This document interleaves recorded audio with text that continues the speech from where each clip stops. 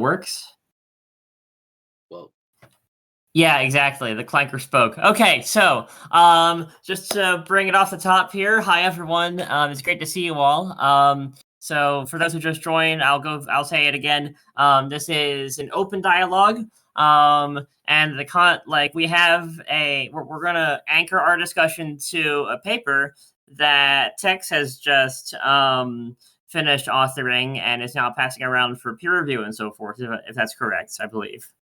It's generous. I haven't really mustered up the energy to try to flaunt it to publishers yet or anything. Okay. But we need to get around to doing that. That's the boring part. Yeah, it's the tedious part. So as I was saying, it's an open discussion, so feel free to hop on anytime with comments, questions, etc. It's not just supposed to be me and him just talking at a wall of names necessarily. I like to keep these more open and Socratic.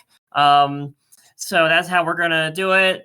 We have until around 1930 UTC, so plenty of time to have that discussion. If you want to speak in the voice chat, but you don't want your voice recorded, feel free to send me a DM, and I will mute your voice in the recording audio file. It's an Audacity file, and so each voice line is separate, and I can do that. Right, so... It looks like I can upload files here in this Reading Lounge chat. Can I just link my... I can just upload my paper if people want to see the draft of it. I was gonna post a link here. Yeah, I already uploaded it in the Marxist Economics channel. Oh, I see. It's just like okay, I have to click it. Yeah. Okay, cool. Yeah. Yeah, it's okay. That's fine then. Yeah. So your original question was kind of like, what is this paper? What's the deal with it and stuff. Yeah. So I made a video series on YouTube that probably a good amount of you maybe have seen or know about. It's it originally started as me summarizing some slides from a PowerPoint that I made for some friends for a kind of Marxist economics kind of reading group in my math PhD department that I was studying in at the time, and just kind of evolved into its own thing, and it kind of turned into a project of me sort of trying to fully digest my own understanding of Marx by sort of making a lecture series on it. And given that my background is in math and STEM, I think it kind of has a unique kind of flavor to it that I think a lot of people like, especially the kinds of people that found their way to this Discord server. Yeah, it turned out pretty well, and I got a little crazy with it in the sense that around the 5th or 6th video, I started to find myself sort of doing things that I thought were getting towards publishability, I guess.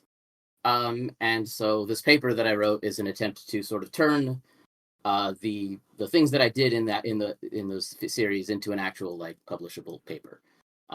So in terms of like what I'm publishing on, like what the paper's about, or not what the paper's about. I'll go into that in a second, but it's to the extent that it's something new, I think it's a unique, novel attempt to present information. I don't think it's necessarily like anything that is like a big new result, but it is, I think, a novel kind of approach to it, explaining something, and also it has a lot of reflection on some of the things that, in particular, a guy named Morishima, a Japanese Marxist economist, does. He does this kind of proposed fixing of Marx's reproduction schema in Volume 2, in particular, and I don't think he really develops that model out or really extrapolates anything interesting from it. He just kind of makes it and then throws it away. And while I was kind of presenting on Volume 2, I ended up going through it, and then I made like a little interactive model about it, and then I just started kind of thinking about it on kind of a qualitative level. And so the paper is basically a presentation of that argument, or it's a presentation of his fixing of Marx's reproduction schema, but as like a proposed completion to Volume 2, which is a bit more ambitious, or maybe like a bit more presumptuous, maybe even than what Morishima was presenting. But I do think that when you do exactly what Morishima kind of prescribes to fix the problems with Marx's reproduction schema, then you get you get a lot of interesting conclusions if you stop to try to find them in the model that you end up developing. You get a lot of really interesting results that I think could have wrapped up volume 2 in a much more memorable way than it did, which is kind of just as it just kind of ends usually. Like Marx kinds of, I mean, I'm hesitating to kind of explain exactly the details, but yeah, that's sort of what the paper is more broadly. Yeah, we'll definitely have time to do a deep dive into those details for sure. So what are some of the key results? Like, I'm familiar with them, but some people here might not be familiar with Yeah. them. So if you could just give a quick Okay. little, okay, what is the way in which you complete Capital 2 that you think Marx should have done, basically? Yeah. So I guess I'll take it kind of from the top, I guess. Yeah.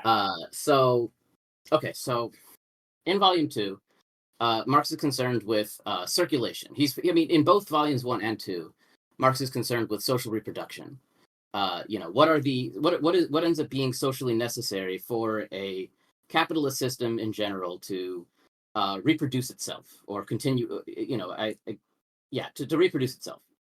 And so in volume 1, the aspects of the reproduction process that Marx is focused on is reproduction of the class relations and reproduction of the labor pool for first and foremost reproduction, and in that sense also reproduction of like the capital production process, right? How the workers go in and the capitalist buys the labor, the workers go into the factory, they do the work. How do those class relations get reproduced for the next cycle? Basically, that's what volume 1 is focused on. It's focused on it's essentially you could say it's focused on reproduction in the sphere of production, whereas volume 2 is concerned with reproduction in the sphere of capital circulation. It's concerned with the reproduction of the capital circuits themselves. And So these would be your like CMC and MCM circuits, as Marx calls them, right? yeah, exactly. You've got this big interdependent kind of network of capitals, and they're interdependent in the sense that the completion of the capital circuit that is producing some steel is kind of essential to the capital circuit that's producing all sorts of other things that require steel, right? So how do we make sure what is required? What ends up being kind of more broadly required of the capitalist system in order to make sure that these commodities continually kind of show up where they need to be for the circuits to renew themselves each period. And we are assuming kind of like a discrete production process, like we've got periods of production where things start and then they end, and then everything starts up again, and then everything ends. It's kind of a simplified model in that sense, but obviously, I think it still has valuable things to kind of say about the whole thing. So anyway, the way that Marx makes this approachable is that he breaks down the entire economy into 2 or maybe 3, depending on how you're looking at it, departments. You've got the capital goods department, which corresponds to the department that makes the means of production. So all the means of production goods that are created, that's the capital goods department. And then he's got the wage goods department, or the consumer goods department, I should probably say. The consumer goods department produces everything that is exiting the economy and going to people that consume the stuff. You can do a further kind of breakdown of that consumer goods department into a wage goods department and a luxury goods department, but that's not really relevant to what he's doing. That's not really super relevant to volume 2, depending on who you're talking to. Like, there's other people that think that is relevant, but Marx doesn't do that. He calls it 2A and 2B, I think, sometimes, but we're not. I don't think that's really worth dwelling on, at least for what I'm doing with it. In any case, so by doing that, obviously, now you have a much simpler kind of overall system to think about, an overall circulatory system in which capital goods need to flow to the labor goods department or the wage goods department. I'm going to go ahead and use those 3 interchangeably: capital or wage goods, consumer goods, and those are going to be the same to me. But anyway, the capital goods need to flow to the wage goods department. The wage goods need to flow to the workers that work in the capital goods department, and maybe the capitalists as well. And then also you've got the intra-departmental circulation. So capital goods need to flow to capital goods sectors, and wage goods need to flow into workers that are working in the wage goods sector. So you've got kind of 3 broad circulations that Marx is trying to analyze at the end of volume 2. And he's mostly concerned, I think, with the interdepartmental circulation, the circulation between the capital goods department and the wage goods department, because I think that's where he pinpoints correctly the kind of uh, where things are vulnerable and where things are really touchy and kind of likely to go wrong. Because it's a balancing act, right? You need in order for kind of accounts to clear, a lot of things need to happen between those two departments. So what Marx sets up in order to sort of analyze this is what is known as his reproduction schema, which is kind of an algorithmic process for how it's going to go, basically. Basically, it's the beginning of a model that really kind of evolved into like the Leontief input-output model. You know, Leontief, I think, was very much inspired by what Marx is doing here. A lot of economists were. It kind of is a primitive example of a lot of things to come in economics, but in itself, it's pretty flawed. Basically, what he's doing in it is capitalists each period are going to accumulate surplus value. They're going to get surplus value from the labor that they employ, and then they're going to reinvest that surplus value.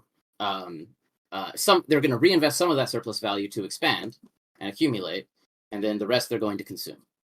And in the next period, they need to have available capital goods to purchase and wage goods to purchase. And in particular, he uses labor time accounting to figure out how much of each type of good the capitalists need. In other words, you can say basically that the capitalists require the capitalists in the wage goods department, based on their composition of capital, they need to buy some number of hours worth of capital goods per dollar of investment and some amount of wage goods in labor time per dollar of investment. And so you can set up some basic things that need to be true in order for that to happen.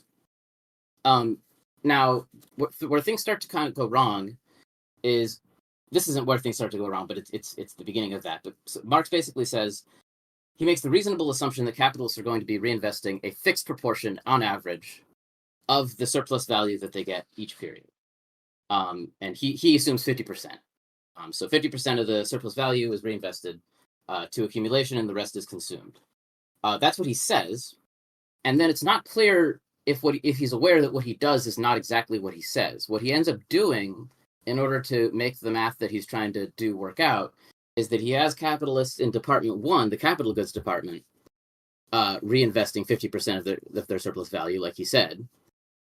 But then the capitalists in Department 2 are not reinvesting 50% of their surplus value. They're instead reinvesting whatever they need to in order to enable the capitalists in Department 1 to do that. So they basically force the system to balance out magically. There's no discussion of like the behavior that would lead to that, and if you think about it, there really is no realistic behavior, and also the information just isn't there for capitalists in Department 2 to behave that way. And so, and the reason that Marx does that, I think, is because it's pretty hard actually to figure out how to properly make sure that everything that all of the goods are needed are always available, even if you don't assume supply demand equilibrium. It's pretty difficult to figure out kind of mathematically what outputs need to be, and what the initial conditions need to be, and what the investments need to be in order to make sure that everything kind of make sure that everything that you need is always available, and also that you don't have oversupply. That's a difficult kind of it's not a difficult linear algebra problem, but it is a linear algebra problem to figure that out. And if you're developing out dynamics from that, it's a differential equation. And so Marx doesn't really have the mathematical means to complete this.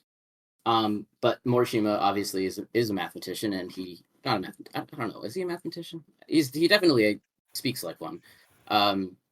He kind of just proposes a very kind of simple fix, which is just do what Marx originally says. Have all capitalists reinvest 50% of the overall surplus value each period. But that actually does constrain the system enough that you get a unique growth trajectory out of that. And that growth trajectory that you get is extremely volatile and explosive, and leads to a lot of disproportionalities between the two departments. And so you end up kind of facing this social necessity, at least in the conditions of perfect markets, in the sense that the original political economists envisioned. You get, not despite these perfect markets, you get crises, and I think that's the really interesting thing, that Morishima doesn't really kind of dwell on very much. He's got different kinds of intentions, but there's a lot of interesting things to take away from that. Like, and I think the most of the interesting things, at least as I present them into paper, are like very much like, well, I mean, maybe I'll just pause there and see if anybody has anything that they want me to kind of go in more detail on, because that was a lot. Yeah, so I think some visualization would be good here. If you wanted to go to the Desmos app and just show good idea. directly how these Okay. arguments work, that'd be nice. Yes, let me go. And then you can screen share that. Yeah. Let me get the most recent version, because I think even in the paper the link isn't quite as new as it should be.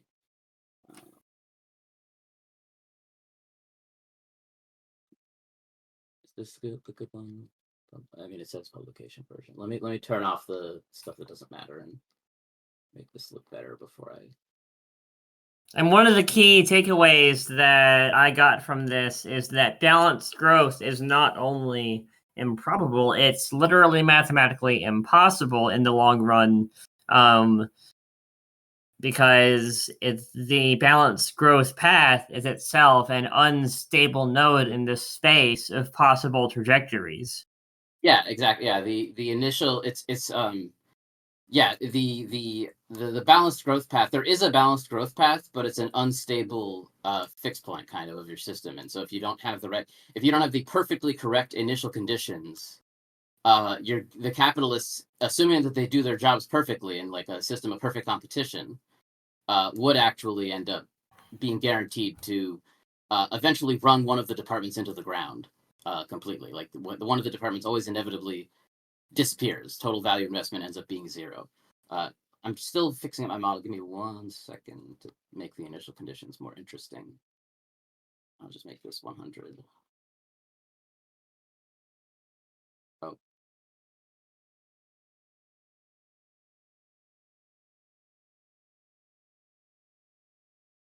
Why is it still like this? Oh, I see why.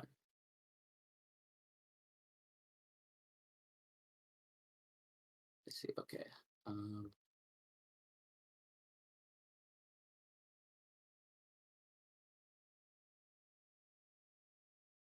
So Valerie says, doesn't that also require a kind of absorption of responsibility?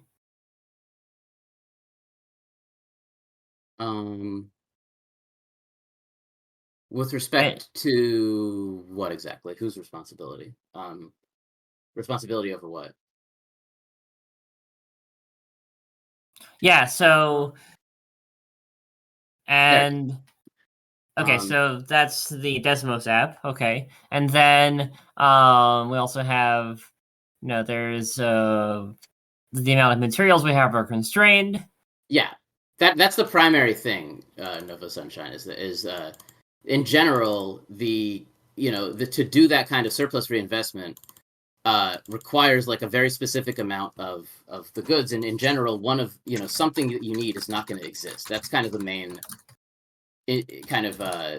major thing that you're seeing exactly in this model, is that just in terms of labor time accounting, which is a cruder measure, but it still is valid. You're just in general not going to have what you need. So while Valerie is typing, I just wanted to mention. So this Desmos app is something I made for the videos, and I've tried to make like standalone things that aren't Desmos, and I actually do. One of my students did make one. I'll try to find it later to link, but I still think the Desmos version is the best one. It's the most easily interactable with. It's got a lot of things that are kind of weird to look at on the left side, but the JavaScript system that Desmos made is really. Wait, did you start screen sharing yet? Oh, I sent the link, but I can screen share. That would be another Yeah, option. because like I think a direct walkthrough would be Yeah, that's a great idea. Okay. yeah.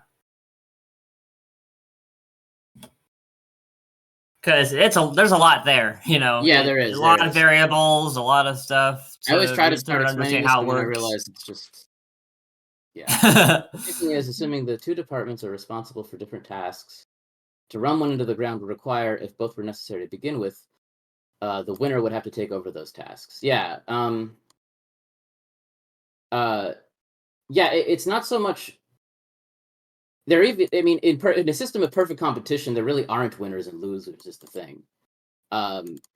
Perfect competition has a lot of issues. Obviously, like Anwar Sheikh has gone into a lot of detail on this and stuff, but yeah, perfect competition isn't even really competition. It's like you don't even really have capitalist agents, and so it's hard to talk about winners and losers. Um, but it is an interesting notion. It is interesting to see that, like, the capitalists cannot just kind of do their job as capitalists to the extent that a neoclassicalist or original political economist would see it, and expect to come up with good use value outcomes. But let me before I talk about like that kind of central contradiction of like use value and value, can you remind me to talk about that later, Leon? Yeah. Let me go ahead and share my screen so I can show you this. I don't know why. I'm still. Hopefully this isn't an issue. It. Hold on. What, screen share? Yeah. Screen 2 or screen 1. I don't know which screen, but we'll see. Do you see Okay. anything? I don't see anything. I see blankness. Yeah, me too. I see an abyss. The thing is, like, I see the option to share applications, but my only two applications that I can share. Oh, maybe if I did this, that would be stupid, but it would make sense. No, it's not giving me the option to share, like, Firefox for whatever reason. I can share Discord or Signal, but I can't share Firefox.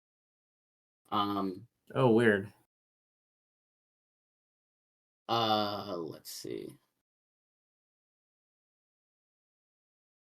Let me try sharing screen 1, I guess. But I don't think that's going to work either. So our resident #1 biodiversity defender has graciously asked, what does it mean for the value output to crash to 0? So it's like, is it the case that when we observe capital rapidly contracting its investment in the relevant department, and this is in relation to the assumptions of supply-demand equilibrium and equal profit rates? Yeah. What it means basically is that so what happens is I think these questions would be easier to answer after we actually show the model, but my computer is not cooperating. Maybe Leon, do you mind maybe sharing your screen and I can kind of talk about stuff? Yeah, we can do that. We can do that. Yeah. Give me a sec to get the link Sorry up and about everything. my Linux disability here. All Just there's always a problem. right, so we're going here, and then I got a screen share this whole thing. Give me 1 sec to do that. Because yeah, I don't want to. I'm not ignoring your question, biodiversity defender. I just think that some of these questions would be easier to answer after we like talk through this a little bit. Okay, so can everyone see that? Yes. And then you go up and click watch stream. Okay. Yeah, so there's a lot there, but let's start with just kind of what you're seeing here. So basically, what happens is you've got good balanced growth at first, but if you skip to like around period 3 is where things start to go wrong. What you're seeing, by the way, is that the blue curve there is the capital goods output, I believe, and then the red line is the wage goods department output. So and then what are the total axes? value. The X is time, of course. The x-axis is time, and then the y-axis is total value output. That is to say, like total embodied labor time of the products put out by the two departments.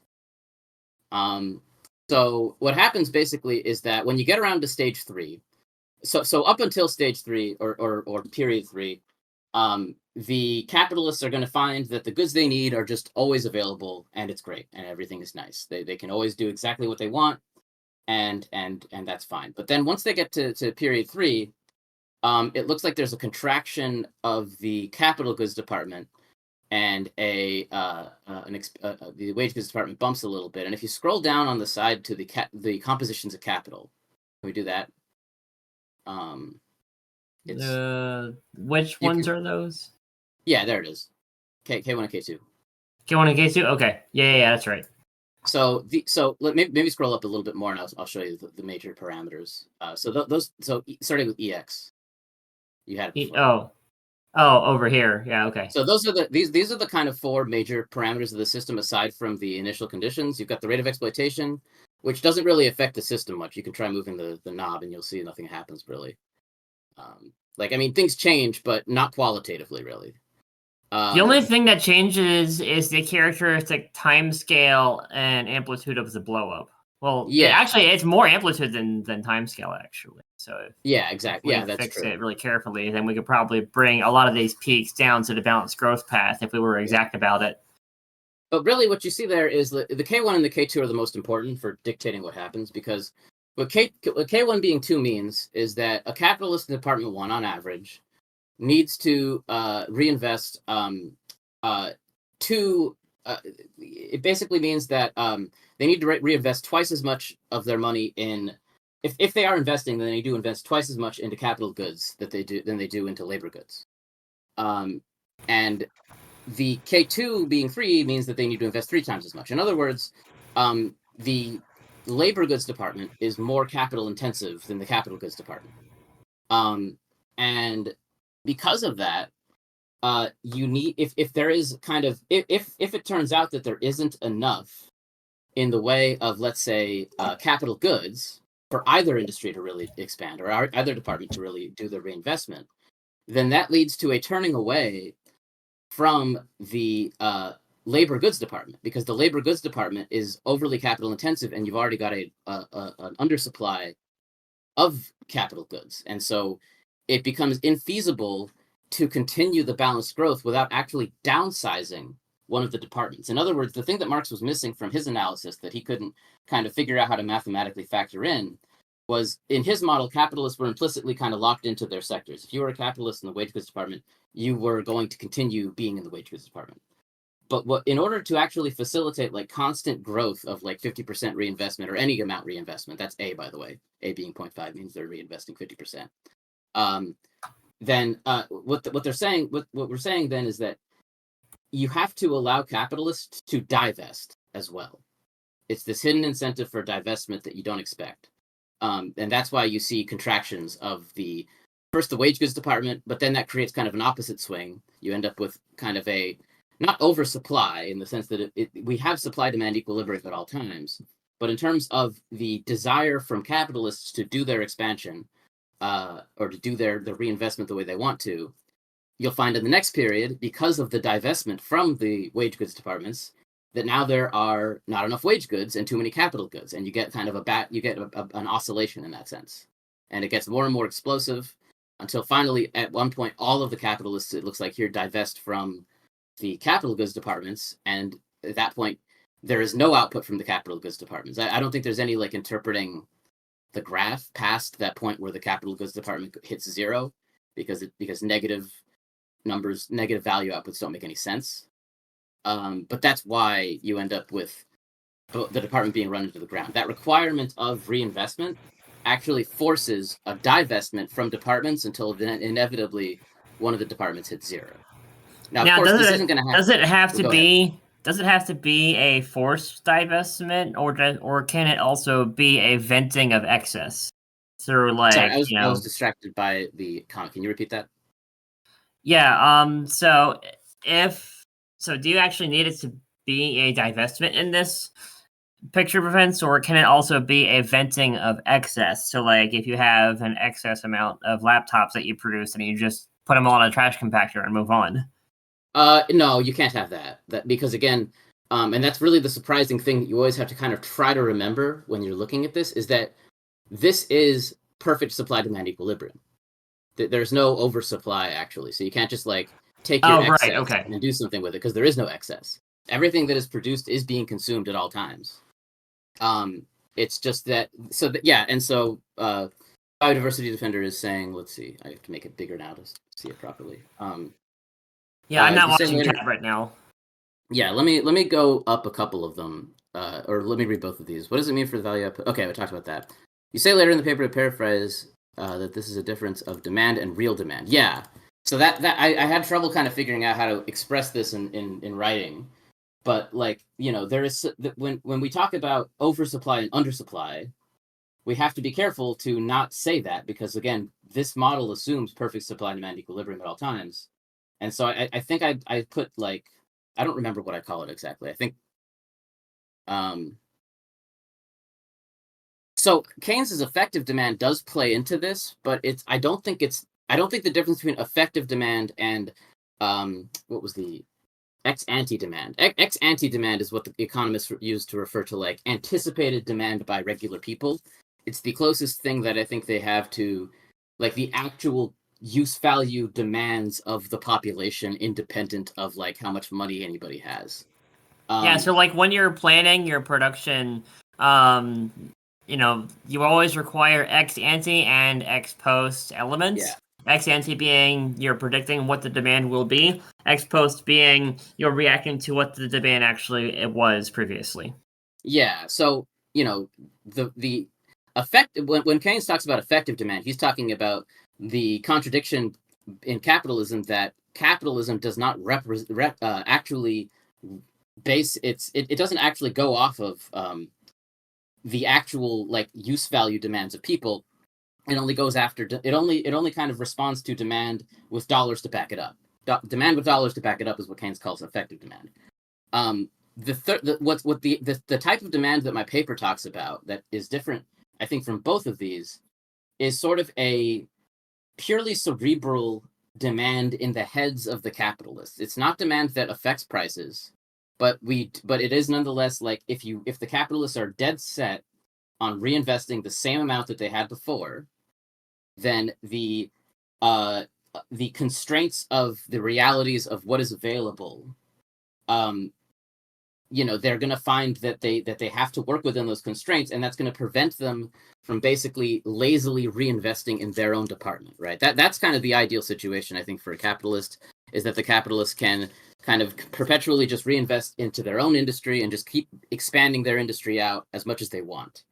To the extent that they can't do that they find the materials in the market lacking in order to do that, that's a lack of supply.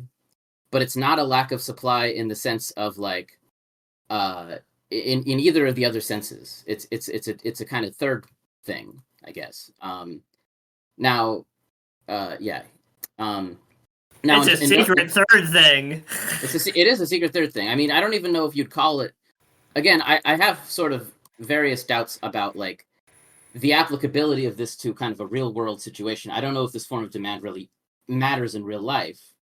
But to connect the effective demand part of the issue, Leon, if you want to scroll down to like the d of t or d of x, it's the function's called d.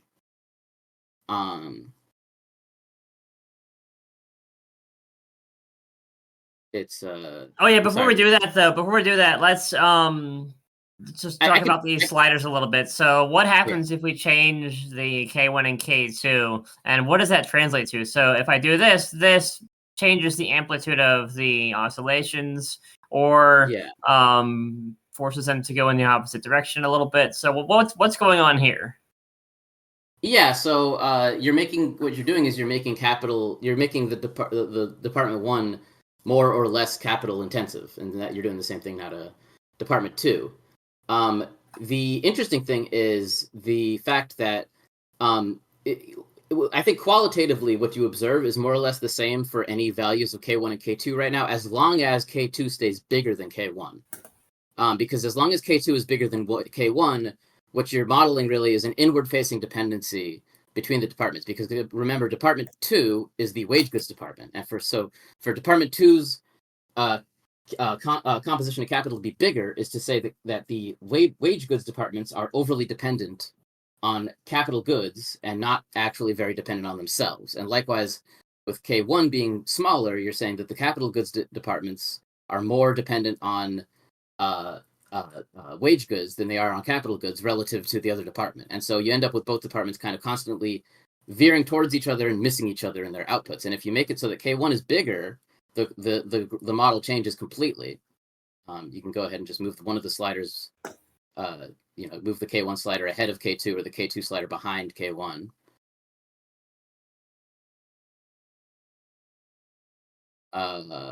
What? Why is that happening? It looks like it's not. Maybe they're too large. Let me see. No, that shouldn't make smaller values. What is going on? Did I screw up my model or something? They cross. Well, I don't know. Hold on a second. Okay.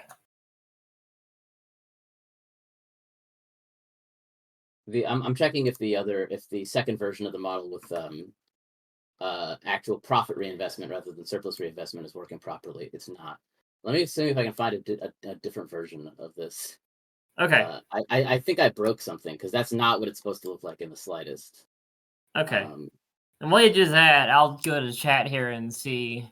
But I want to go back and answer Biodiversity Defender's question about effective demand a little bit. I can do it without the model, because basically, one of those, when I say supply demand are in equilibrium at all times, it's kind of crazy to say that, because when the labor intensive sector gets divested from, that involves a downscaling of that sector, that involves a laying off of workers. So that's interesting in its own, because that says that in a perfect equilibrium society where things are growing, in the way that the political economists envision, the workers are getting laid off continuously. But in particular, when the more labor intensive department ends up laying off its workers, where are those workers going to find jobs again? They're not going to, or at least not all of them will, because the more capital intensive department doesn't need all of those workers with the same amount of capital investment. And so you're going to end up with so the reserve army here in Marx's vocabulary is not staying static here. It is constantly in flux, and it's constantly expanding and contracting. And more importantly, in a more real sense, workers are going hungry all the time.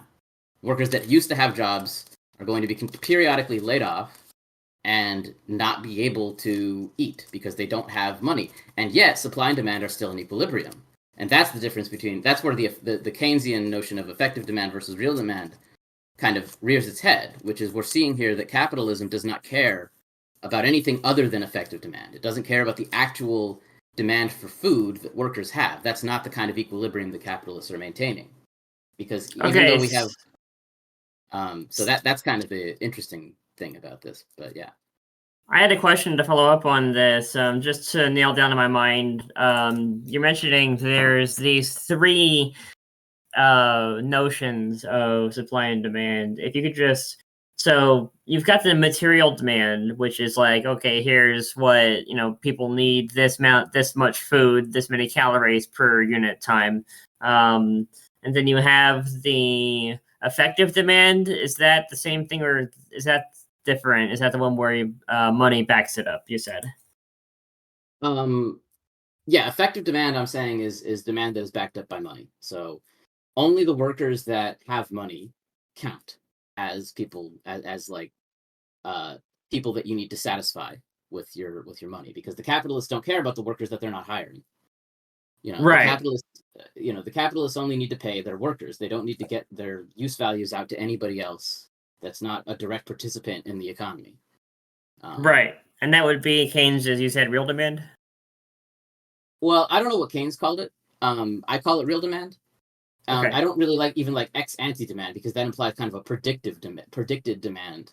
But just there is the actual demand, we've corrupted the whole word demand, because what demand should mean is it's the actual use values that the society wants to have. I want a place I want shelter, I want food, I want, this and that. That is not what capitalists and capitalism has conditioned us to define as demand. Instead, what demand is it's this theoretical buying desire, like this desire to purchase, this money kind of being people are trying to insert money into the vending machine, but they can't get the thing out. That's the only thing that capitalism defines as demand, which is a subset of demand, but it's not all demand, right? And then what is the third notion is that you introduced? The third notion of demand, this kind of cerebral demand in the heads of capitalists, is and again, I have to define it theoretically. I don't know if it matters in real life, but since the society needs to stay in equilibrium here, but there's a contradiction between the equilibrium of society and the desire for expansion by the capitalists. That desire for expansion by the capitalists it creates a demand that is in conflict with the continued equilibrium. That's what requires the divestment. So, but basically, the demand comes from this desire on the capitalists to reinvest, but reinvest in a lazy way, I think, of like continually, they just want to continue pouring money into whatever they're doing. If they have to stop doing what they're doing and do something else, then that agitates them. That is they don't want to do that. And to the extent that they don't want to do that, that is a demand to, that creates a demand for goods that they would like to have so that they could keep doing that. That's the third kind of demand. It's less. I don't really have a super great way to explain it right now because. So it's like a restoring demand. Yeah, it's a demand to it's a demand to expand, but in a lazy way. The capitalists just want to continue to do what they're doing, and the thing is, like the reason that it's distinct from effective demand is that it doesn't actually affect prices. It can't, because we're talking about continued supply-demand equilibrium. Now, does this affect prices in real life? It probably does, I think. But it's in that sense, it is probably the same thing as effective demand. It's just applied to the capitalists rather than the consumers. But there's consumer demand for products, and then there's the capitalist demand for the necessary products for their expansion. That's kind of the two types of, I guess, effective demand in real life. But you can't really call it effective demand here because it doesn't affect prices at all. So, okay. So, So I can't think of a good reason effective... to distinguish luxury goods. There is a couple of situations in which I think that distinction is important. One of them has to do with the falling rate of profit argument, which is most economists have before Marx and after Marx too assumed that changes in the luxury goods departments, like in terms of innovation, don't affect the overall rate of profit. But Marx contested this. That would be one reason to kind of try to bring in a luxury goods department, is to model that and think about that. But that's the only thing I can think of, really. Right. Another big thing to think about here would be the fact that when we talk about the content of production itself, you have the technologically contingent component of that, which it might include labor and food and industry, and luxuries. I think luxuries are necessary in the sense of we need creativity, we need entertainment in a certain sense, or at the very least, like social interaction that's like celebratory or just free. Well, actually, what I would define as luxury goods, and what would typically be defined as luxury goods in like the Sraffian models, is actually like video games that you buy with your wages are not luxury goods. Luxury goods, by definition, are goods that are not part of the like worker wage subsistence bundle. They're not things that workers buy with their wages, but they are nonetheless end products. Those are luxury goods. So bombs. And bombs and bombs and yachts. Bombs, yachts, McMansions, golf courses, things like that. Those are the luxury goods. Yeah, golf courses. Financial speculation, all that fun stuff. But yes, video games are part of the subsistence bundle. They are part of the means of subsistence. I subsist off of Mario Kart, Crosscode, and Atomic Heart. I agree completely with you, Biodiversity Defender. I would also be a lot better off without video games, and yet here I am saying that. It is Yeah, pretty funny. indeed. Um, So, okay, so just to kind of wrap that point up on these different notions of demand, so this cerebral demand, basically the idea, if I understood it correctly, is it's a demand to do whatever it takes to expand production as lazily as possible. yeah. So in my derivation, in my kind of just, lead up to this model, I start with the assumption that capitalists, kind of a psychological assumption of capitalists, that if they were left, if nothing was impeding them, then they would want to reinvest, and that they would in particular want to reinvest in whatever industry they are currently investing their capital in, right? Because they already know how it works. They already know how that industry works, and they want to stay inside it. They don't want to learn anything new. They just want stability, right? They want to stay still. And once those physical constraints enter into the picture, they face the reality that they can't do that. And to the extent that that agitation has a real effect, which it does in the model at least, that is driven by a demand that I would call a third category. And I'm trying to find in the paper what I actually call it. See if I can locate it here.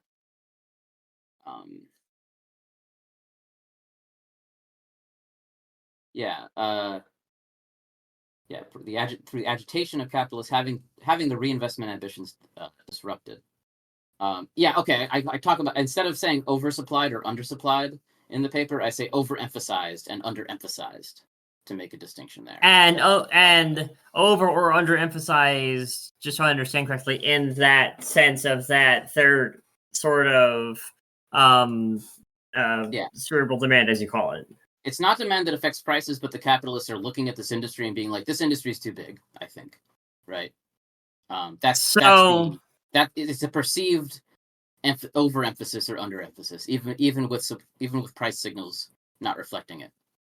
So in this case, then, this would be what the capitalists would have to believe about the situation at each moment in time, given where production is at the current moment in time going forward. And so what this really highlights isn't so much a crash in the economy or a crisis, or it's more along the lines of it's a balanced growth forecast horizon.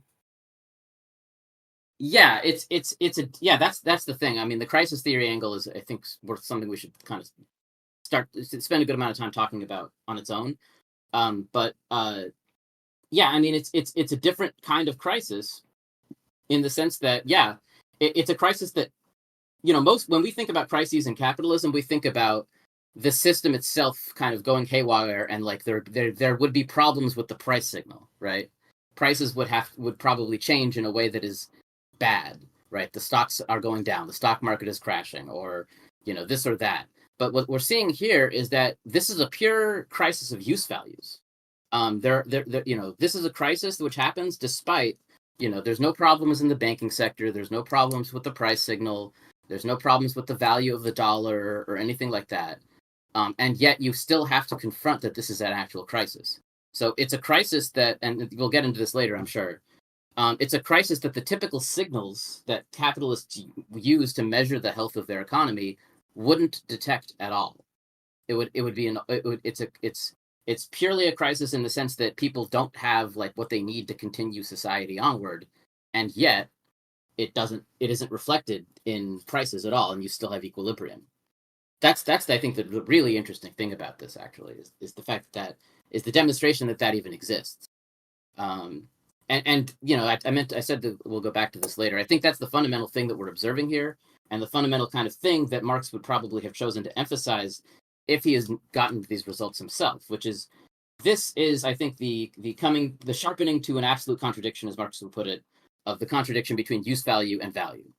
Because we have this contradiction that Marx begins Capital Volume 1 with, of use value and value, the contradiction being that, we want we expect the mode of production to produce use values for us, things that have actual uses that we will use to survive and exist.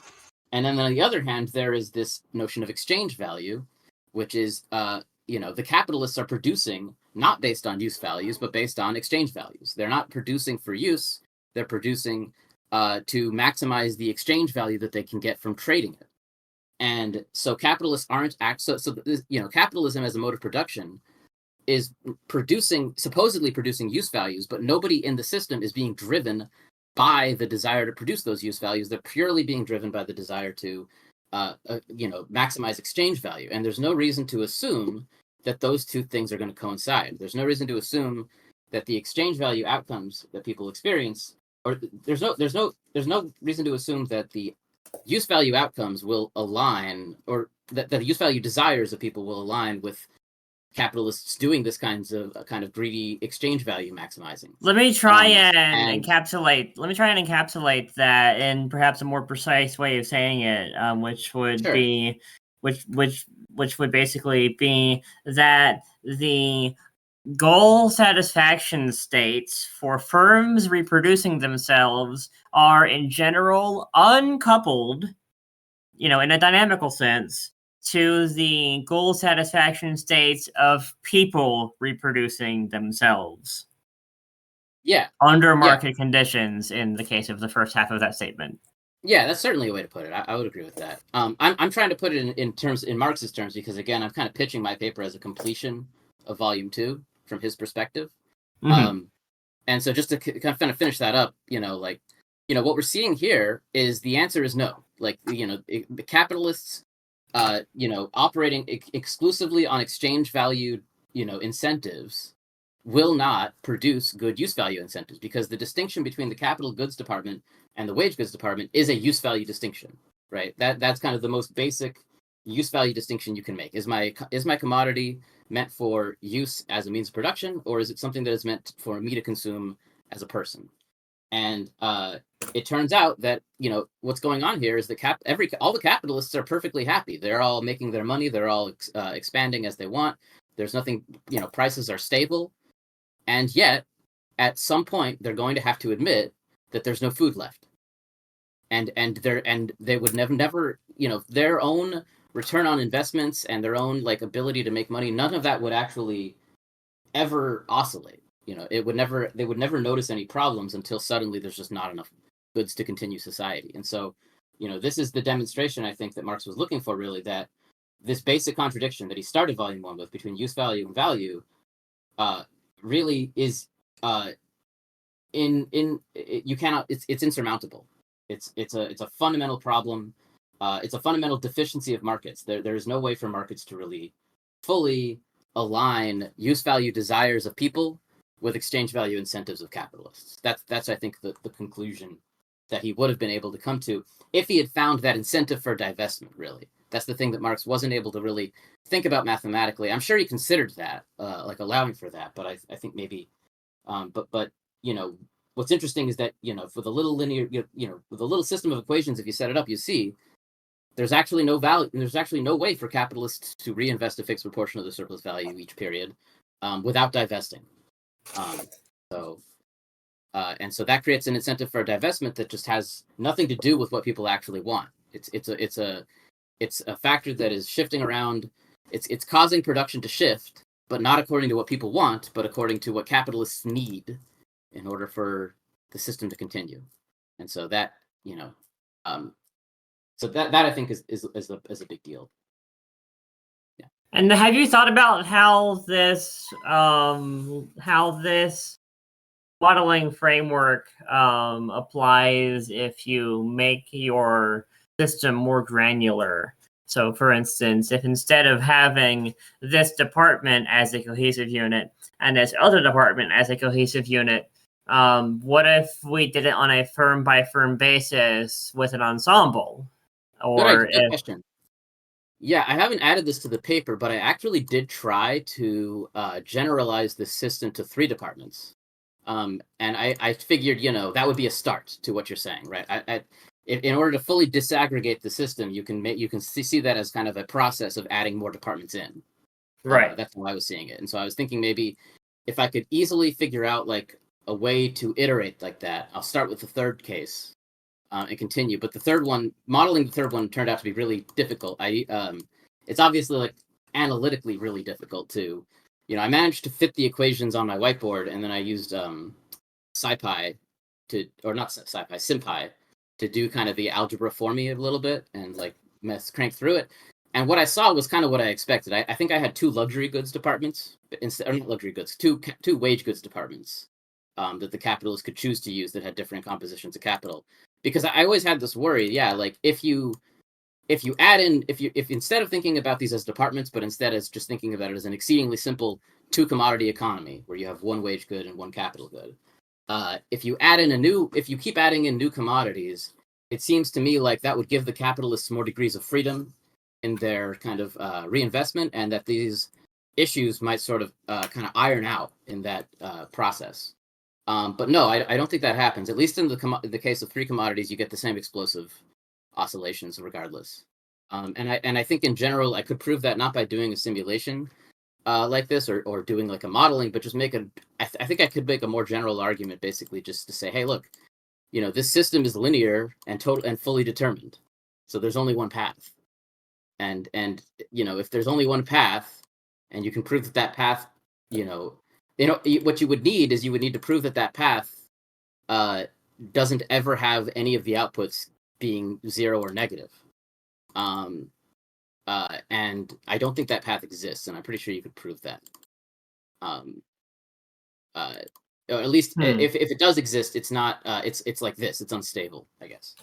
What if there is a term that depends on the reinvestment rate, so that the reinvestment rate is no longer fixed? And the capitalists, they seek growth generally. They seek to optimize the amount of growth in bulk terms, in bulk profit and profit rate terms and all that, but they don't necessarily seek to religiously attach to a fixed reinvestment amount each period.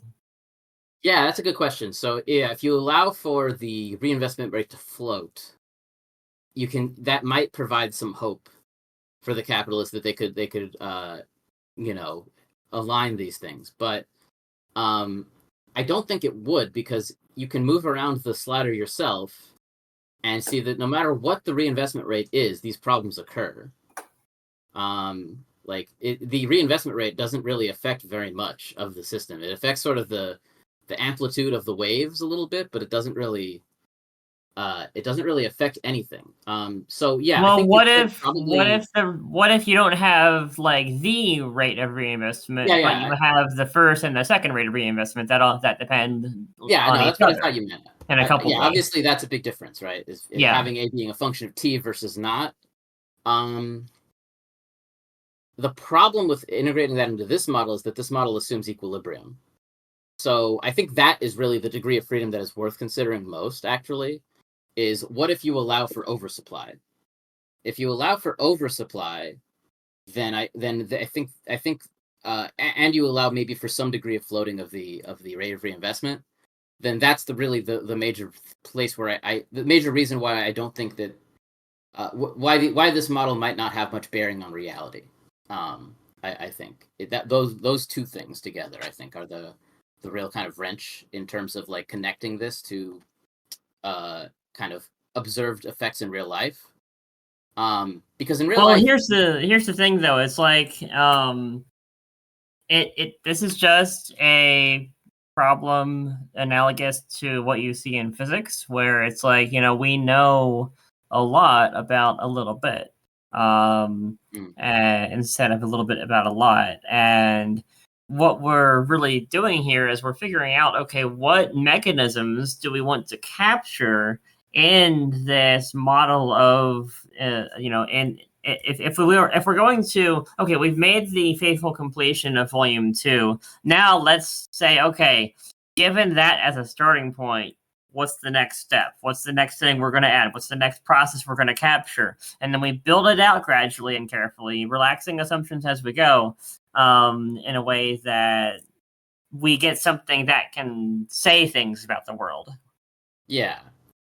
So I struggle with this a lot with my model, because I don't think that this is what we see. I don't think that this particular kind of crisis has probably like ever. I don't really, we don't see crises that are this colossal and this fast in their onset, right? We just don't.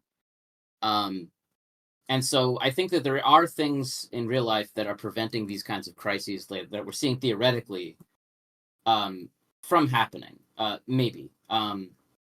And so at that point, what I focus on in the paper really is, rather than thinking about kind of what this means for real life, I talk really about kind of what it means as a critique of political economy specifically, which is, Marx has this dual intention in Capital between, he's on the one hand, he's trying to kind of derive these laws of motion and think in an econophysics sense almost about things, but on the other hand, he's also kind of engaging with the political economists that are, free market people, right? They think that the hidden hand of the market is a good thing, and they think that if you just allow for markets to do their thing better, then you get better outcomes. And there's still a lot of people that think this today, so I think it is still relevant to engage with this. And I think this is a really, really powerful demonstration that these people are incredibly wrong. Like, there's no way to align free market mechanisms with good outcomes for people in general. And I think it shows also that, like, to the extent that capitalism has seen good outcomes for people in terms of like use values, like, for example, like the people like to talk about, oh yeah, look how much better off the working class is now than they were 100 years ago. They've got this and that thing. I feel like most of that is in spite of capitalism and not because of it. And I think that mostly because of these results here. I don't think that the market really has had much bearing historically on the good outcomes that people kind of try to pin to capitalism as an argument for it. Right. So I think that this is most successful as a completion of Volume 2. I think that it's more successful as a critique of political economy than it is as a new law of motion of capitalist society. However, I do think the incentive for divestment thing is real. I do think that that happens a lot, right? I mean, I think capitalists are going to pull out of key sectors that people want to keep existing, just because, not because of anything people want, but because they want to expand in a certain way. And we're seeing that, I think, starting to happen with a lot of industries that I think people have a lot of emotional attachment to, in particular, like the video games industry is in a state of collapse, let's be honest. And the people that own that stuff, the major shareholders, they don't give a shit, right? It's just not paying them the way they expect it to, so they're going to pull out, and they own it.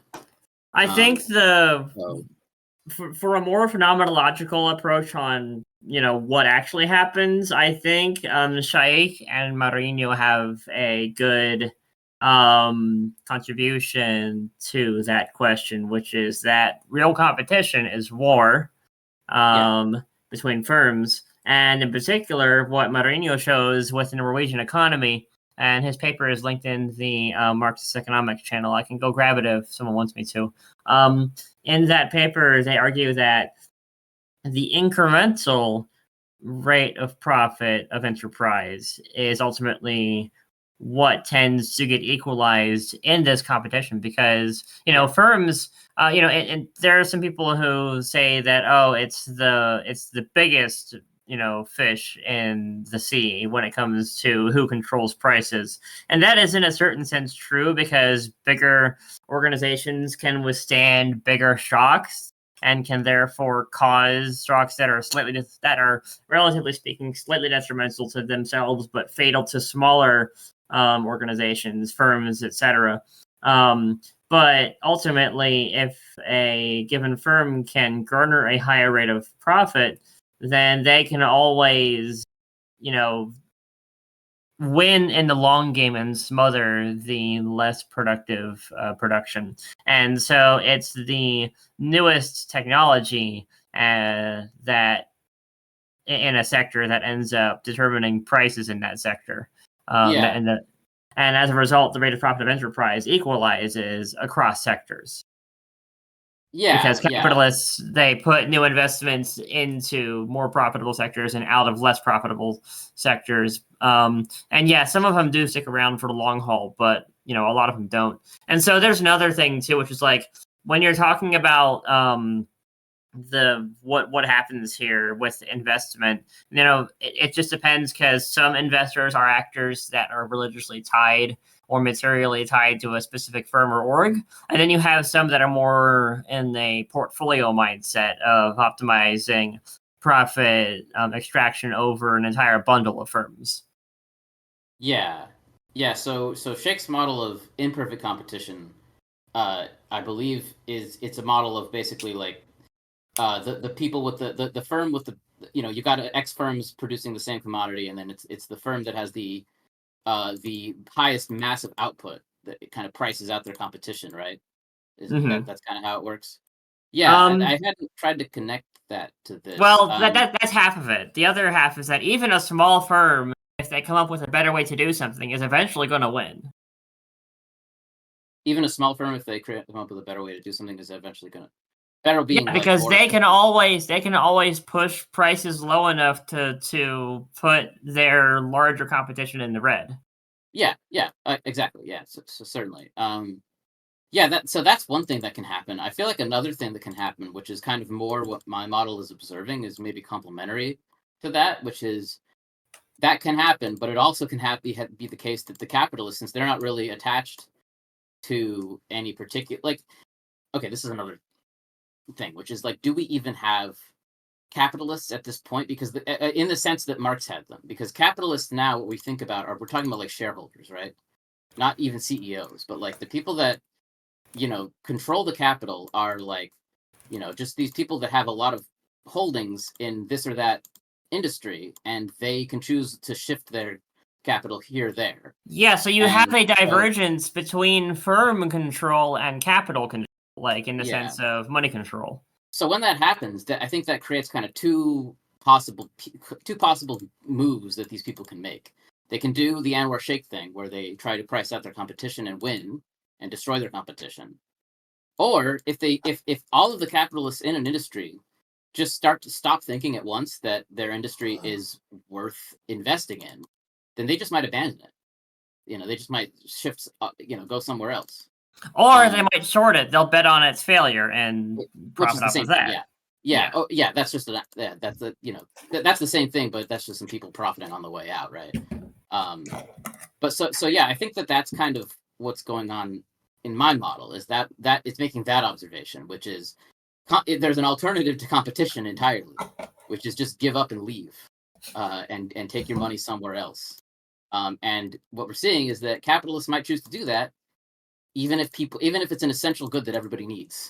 I don't think it's a might. I think it's a is. If you look anywhere in the US, like just drive to like an old part of any suburban town, and it's just a wasteland of like half grown over parking lots and empty box buildings. Yeah, exactly. I'm thinking about that in the context of right now, which where it seems like almost everything that actually matters that capitalism produces, capitalism is just kind of abandoning it and just like dumping all the money in these like giant crypto mining facilities, or AI data centers, or just insane bullshit, right? And that's simply because the rate of profit of finance has eclipsed the rate of profit of enterprise, and that's not going to be fixed by Federal Reserve shenanigans.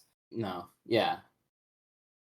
So yeah, we're in the middle of this like very interesting kind of moment of capital flight, I think, where capital is just flying away from all of the essential things that capitalism is supposed to make as a mode of production.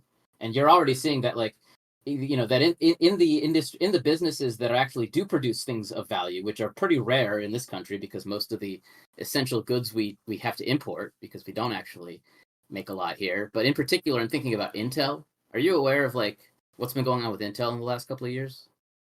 Yeah, in some respect. That they created those, that they're like, I think 12th generation of chips, or maybe 13th.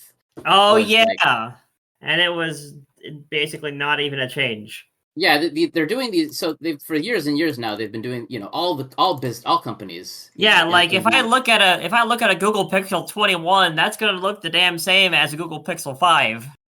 Well, not even that, but like Intel, like they're all cost cutting, right? They're just doing whatever they can to make the thing more cheaply, in the immediate term to please their shareholders, and when you apply that kind of logic to like an essential good like chips, eventually you get to a point where the chips just don't work properly, which is exactly what happened with Intel. Their 12th generation chips, I think. They basically like, when you run a program, it's calling functions on the instruction set of the chip, right? Right. A particular one of those that's kind of rare, but it still is like common enough because there's only a few instructions on the chip that it can run. It just like that instruction was just programmed at the wrong voltage. Oh no. So whenever whenever you called this particular function of the chip, it would like fry the chip a little bit, and eventually people were finding this one game company was finding that their chips kept rusting. Like it was causing the chips to oxidize and rust and just die, and become unusable. And they were able to prove, this video game company, that was happening to their chips, and then it created a massive controversy. Like, everybody that has one of these Intel chips, you just need to replace it like immediately. And so Intel had this moment where like they would, if they wanted to like do right by their customers, they would have to replace all of these chips, and they didn't. And as soon as they didn't, they went into a state of free fall, and they've been collapsing since then. And that's why I think the Trump administration just acquired like 10% ownership. At this point, like that's the moment. I think what's happening there is like, chip production is too important for the capitalist system to allow the capitalists to continue managing it because they're too irresponsible. Okay, I've got a few comments to yes and this. Yeah. So let's take this logic and kind of play with it a little bit. So basically what we have here is in the early 1970s, the US went into a stagflation crisis, which is a fancy name for a rate of profit crisis. And the ruling class responded to this crisis by kicking the can down the road for 50 years by lowering interest rates on finance, and thus making the rate of profit of enterprise exceed the rate of profit of finance for the next couple decades. And then, I mean, can I interject there a little bit? I don't think that. Yeah. I mean, that's partially true, but mostly what they did was they invented a totem called inflation, and they used it as justification to just kind of murder the working class.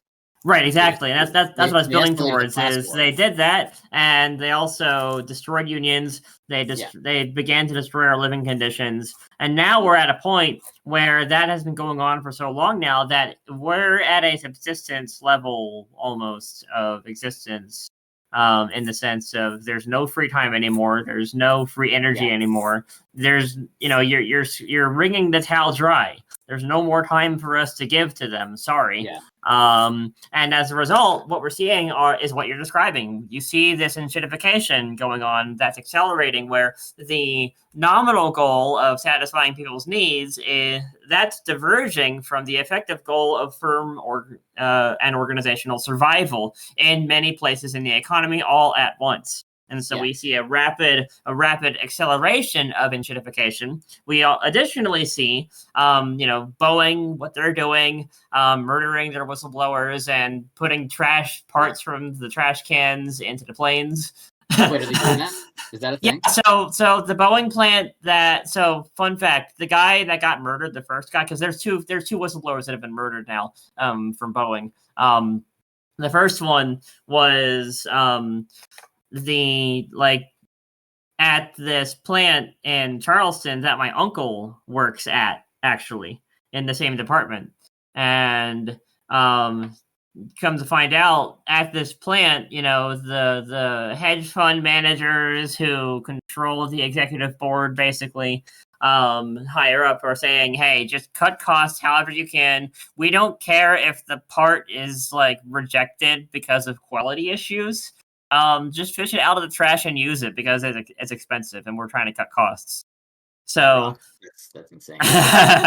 Yeah. So it's very extreme. It's happening everywhere at once. And this whole AI thing is kind of like a last ditch effort to salvage the situation. And okay, we're just gonna jettison all the humans from our system. Humans are useless now. We're go be cattle or go be dead.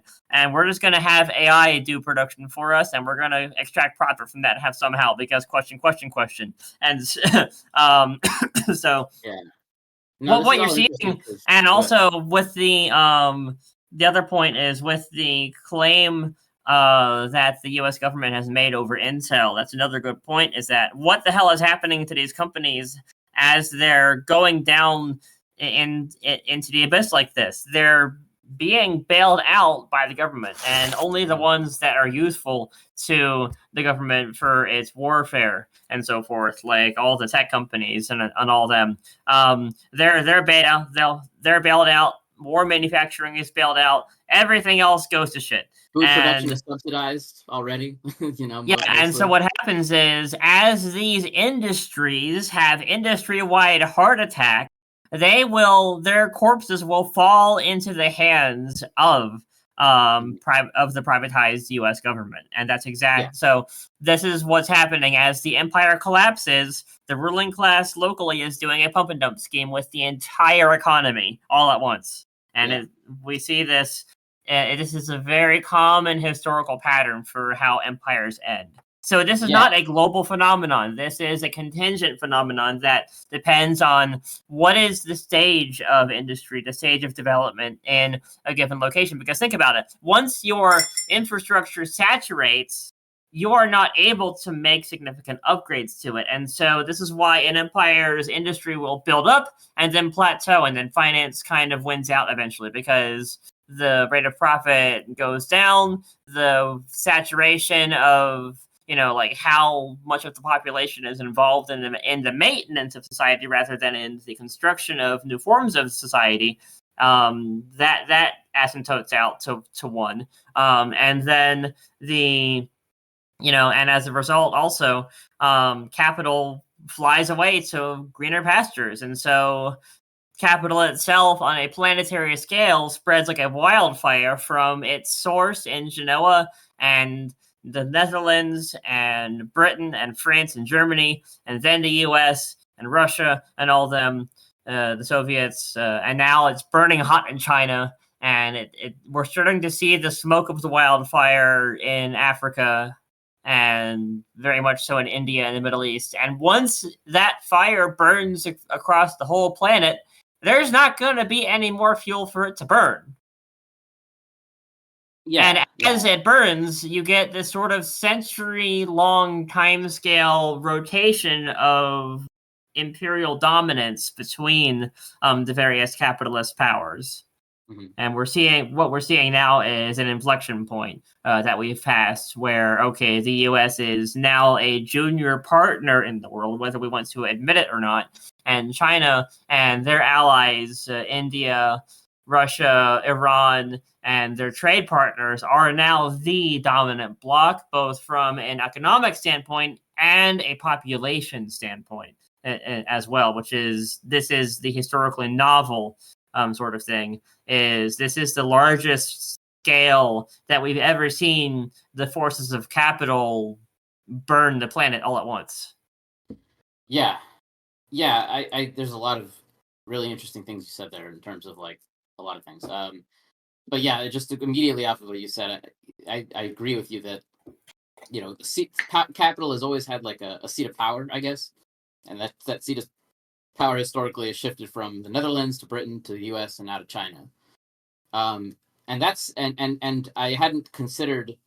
Well, okay, the main thing I hadn't considered from what you said, which is interesting, is that I like I said, I've been kind of doubting for a long time that this model that I've been writing about has much bearing on real life. But you introduced something that I think it actually does have a lot to say about, which is what I've been calling this contradiction between use value and value, that this divestment stuff that's been happening, that is not only something that's ongoing right now, but that that shift of power from capital from those one place to another sort of does coincide with this moment. I think what you're saying, correct me if I'm wrong, but this moment in which capital stops being, this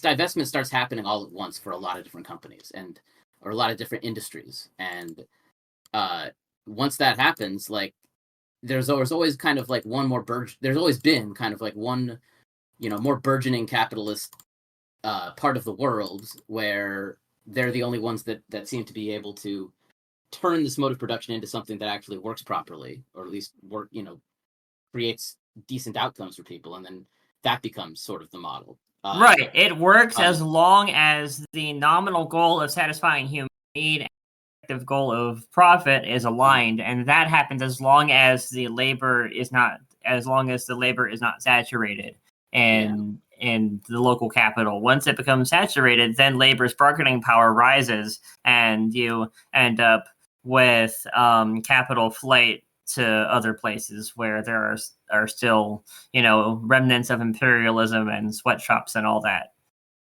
yeah, yeah. I think that that is kind of yeah, that is kind of what my model, what this Morishima model is getting at too, is the those like that running away from industries, or just like running away from responsibility, I guess, is sort of what we're seeing right now. What we've been seeing in the U.S. since neoliberalism started, right? Offshoring of industries, just abandoning of certain parts of the country entirely. These are sound business decisions, right? Like, these are sound business decisions, but they lead to an overall, as a global effect, they represent a collapse.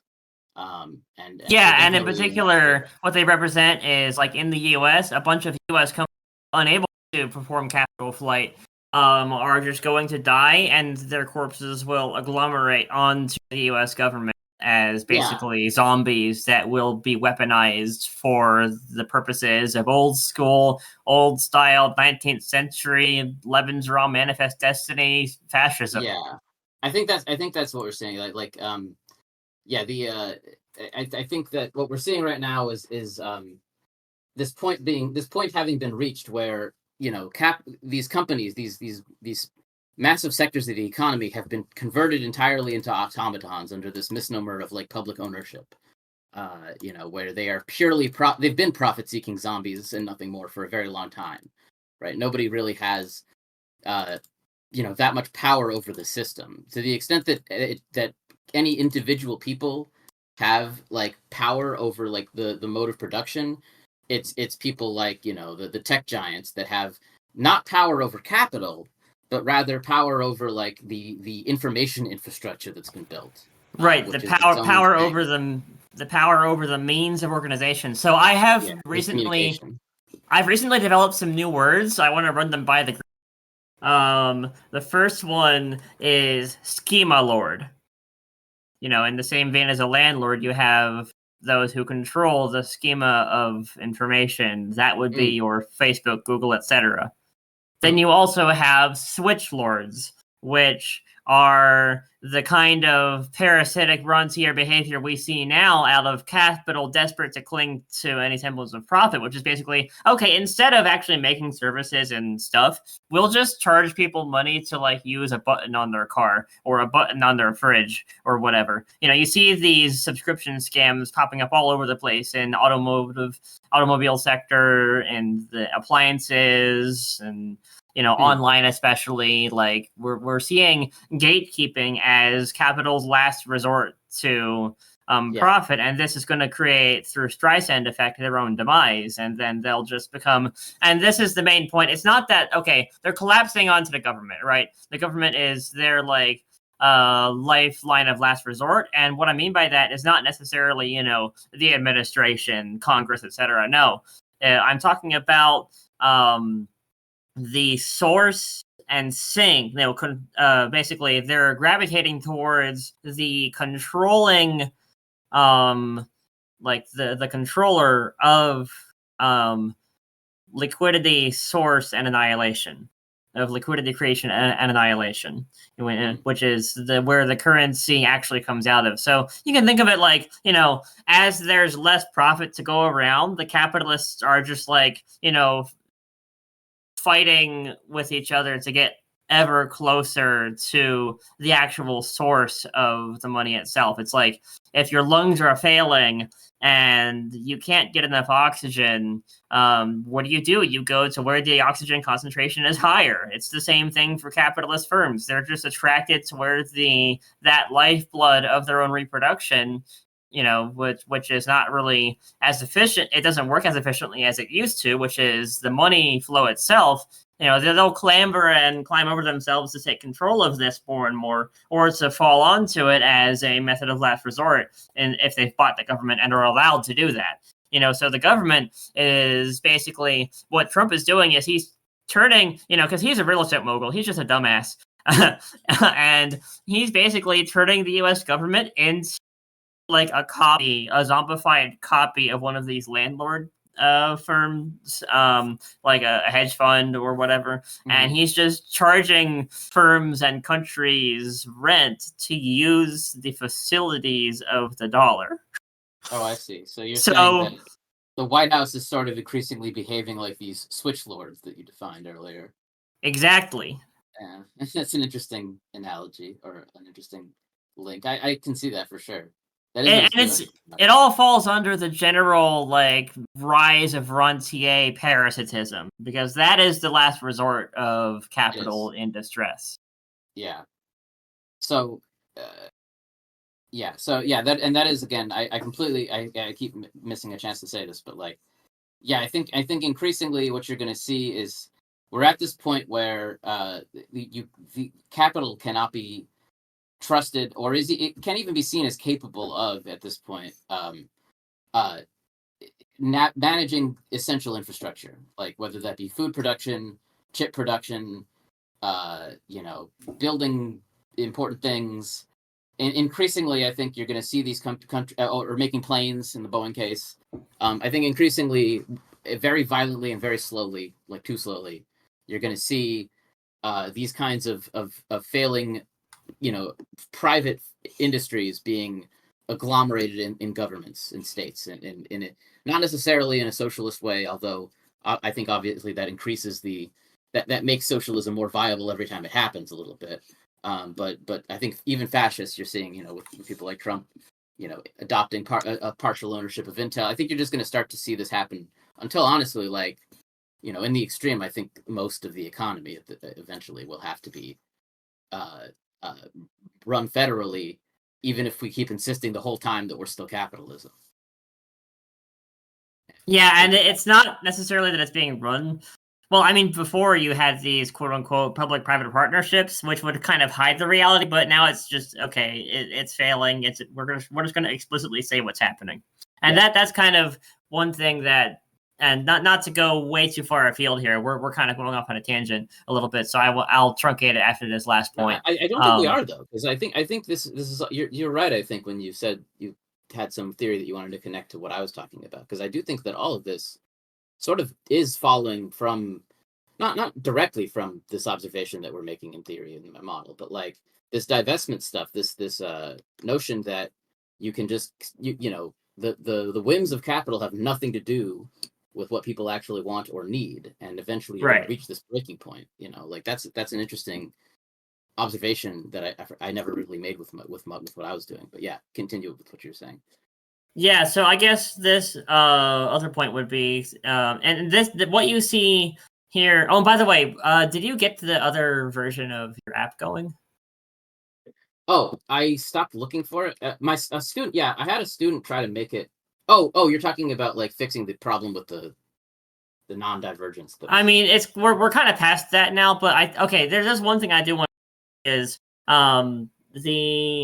where you have this blindness. So we're talking about, we've established that there is not a coupling between the state of, the goal states that firms have for the reproduction and the goal states that humans have for their material reproduction.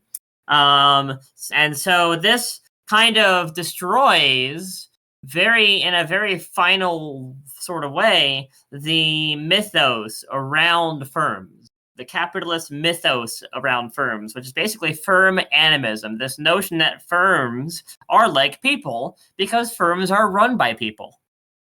It's a very simple assumption to make, but it turns out that's dead wrong. Firms are not people. Firms are bugs that seek out profit. And firms they follow their own little bug logic. That my toaster oven is a person, or not my toaster oven, my thermostat, I guess. The factory that made the thermostat. Say what? Or the factory that made the thermostat. Yeah, they're the same, right? I mean, they're both very simple automatons that are reacting to very simple signals, and we've just been fed this this narrative that that's good, that that's fine, that's great. The market will work out if you let the automatons do their thing. So the a corollary result of this, therefore, is there is a sort of necrosis of capitalist society, wherein the controller of the capitalist society, you know, the executives and the governments and all them, and the circles they all run in, they are completely blind to the problems on the ground. And we're all constantly baffled by like just how out of touch the ruling class is, you know. Yeah. But when you like sit down and think about it, like there's only so many hours in a day, and if you are in that circle 24 hours a day, you're going to be surrounded by, driven by, and coupled to everyone around you also doing the same things in that little bubble. Yeah. No, I mean, on that note, by the way, I did link a working version of the. Oh, okay. I found it. It's working, but like, yeah, this a colleague of mine, Amitai, asked me a few weeks ago, like, he's been struggling with this thing. He was like, I don't think capitalists exist anymore. I think it's all landlords now. And the way he was explaining it was everybody was a shareholder, and nobody who owns anything is actually there on the shop floor anymore, and that's true. Right, the capitalists of Marx's day and the early 20th century, they were much more directly involved in the production process than the people that own anything today. Almost nobody that has anything like actually shows up to make sure things are going a certain way now, which is, I think, part of the issue for sure. Right. I think another thing here is that So what you're seeing there, by the way, on the screen is the case where there's an outward-facing dependency. You can see the K1 is 1.71, which is bigger than K2. That means that the capital goods industries are more capital intensive, and that the wage goods industries are more wage goods intensive, meaning that they kind of don't depend on each other. And that's the only case where you see something qualitatively different than the oscillation. Instead, you just see pure divergence. Eventually, when the imbalances start, one department just gets continually like divested from, and it never stops, basically, rather than a back and forth. So, right. Yeah, and then and your other point there with this emergence of the portfolio capitalist as I think of it kind of like a phase change where with industrial capital, and well, maybe that's not exactly an exact analogy. Let me put it this way: with the kind of capitalists that Marx was thinking about, the capitalists' reproduction depends entirely on the firm that they are financing. mm-hmm. I don't think he ever got to a point, correct me if I'm wrong, where he talked about the portfolio capitalist case. Yeah, that I think, the whole notion of like a portfolio and like diversified holdings and securities and stuff, that probably all kind of is a neoliberalism thing, I would say. I mean, I'm sure it's.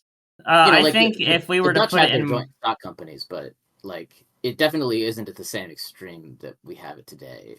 Right. Yeah. Part of that is definitely encouraged by the change in our information technologies, you know, where it's possible to even do that. But the other thing is it's also a flight to safety for capitalists. You know, if the labor market is becoming, you know, tighter, if profit margins are slimmer on a firm by firm basis, then hey, as long as the entire economy is still growing, if I've got a portfolio, I'll still be fine. And it doesn't matter if a given firm lives or dies. And so what we see is a sort of turn towards a more callous attitude towards the working class, because it doesn't matter if they live or die on a firm by firm basis, on a town by town basis, etc. Yeah, really, like, the flight to, what did you call it, portfolio capitalism? It definitely makes sense in terms of like, that is a system of maximal stability for the shareholders specifically. Like that makes them the safest possible. Right, and so we also see a flight towards financial math mongering. Yeah, and that's why you see like the stock market just keeps going up no matter how bad things get for everyone else, because that's what the system was designed to do: keep those people safe at all costs, right? No matter what's going on, they're okay. That's yeah. Yeah, so that's kind of like the major difference that we see here. Hmm. I would be curious, like, to what extent this happens historically, where you see a shift from, a capitalist owning a single firm to a capitalist having a partial share in multiple firms. If this is only recent because of information technologies, or if we see a more primitive version of this in past empires that collapsed, like the British Empire or what have you. Yeah. Um, yeah, I definitely think that it's reached a terminal point, I guess. Like I don't know, like China already is engaged in a constant process of like nationalizing their industry.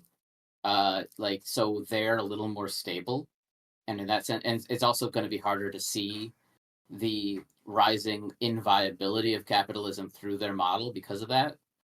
Mhm. But I don't think that there can be another shift in power like for capital. I don't think that you can. Once it goes to China, I think that we're just engaged in this process from then on of a transition away from capitalism of some sort, whether it be to something better or worse. I I think disagree. I think it's going to burn after China, the hottest in Africa, and Africa will be the last one. is Africa. I mean, where? I guess yeah, maybe. I mean, Africa certainly Africa on. is used as a thing to um, derive extractions from, and they Yeah, don't really have a lot of domestic industry. yeah, And this is just going to change, and the change will not be as extreme, perhaps, as it is in China and Indonesia, Vietnam, etc. right now. Um, it might not be that extreme simply because climate change and local environmental difficulties in Africa cause yeah. That's what issues. I think But I about when I do think about think that Africa. Africa Just will be like the last major capitalist power before it fizzles out entirely. yeah. Uh, I mean, at that point, you've been everywhere, right? Like, Yeah, there's nowhere else to so, go. The yeah, entire forest is burned. yeah. I I just what I guess that makes sense in the sense of like China would like to transition to being the ones that refine the raw materials into the finished goods and getting the making Africa into its workshop the way that we made China into our workshop. That is Right. kind of But even now probably you're starting to see pushback against that. Like I don't know if you've seen the news out of West Africa recently, and a lot of it is just, capitalist industrial revolution but happening today.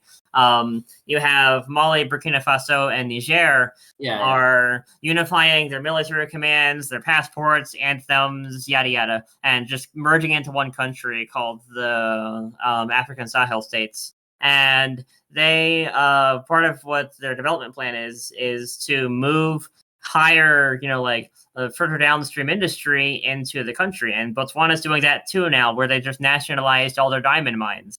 mm, So it's happening in many places in Africa, like in Uganda. Chad is interested, Ghana's interested, Guinea's interested.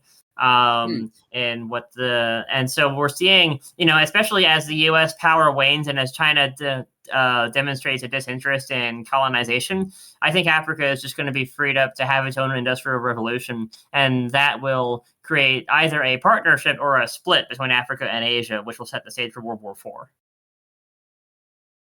World War IV. Yeah, What, what World War II So is World already War ongoing. yeah, it's happening right now. Yeah, Uh, I mean that's a thought that I certainly have had myself a few times. Uh, that it started with the Russia invasion and it's just continued to kind of happen from there. Is that how you see it? yeah, and now we're seeing conflagrations also in Azerbaijan, Yeah, and it's just going to keep going. Iran's not done. yeah. I think India has picked sides after the 50% tariffs, which is The funny. emergent like drone warfare that seems to be coming out of the war specifically between Russia and Ukraine also seems like an evolution of war that is like new.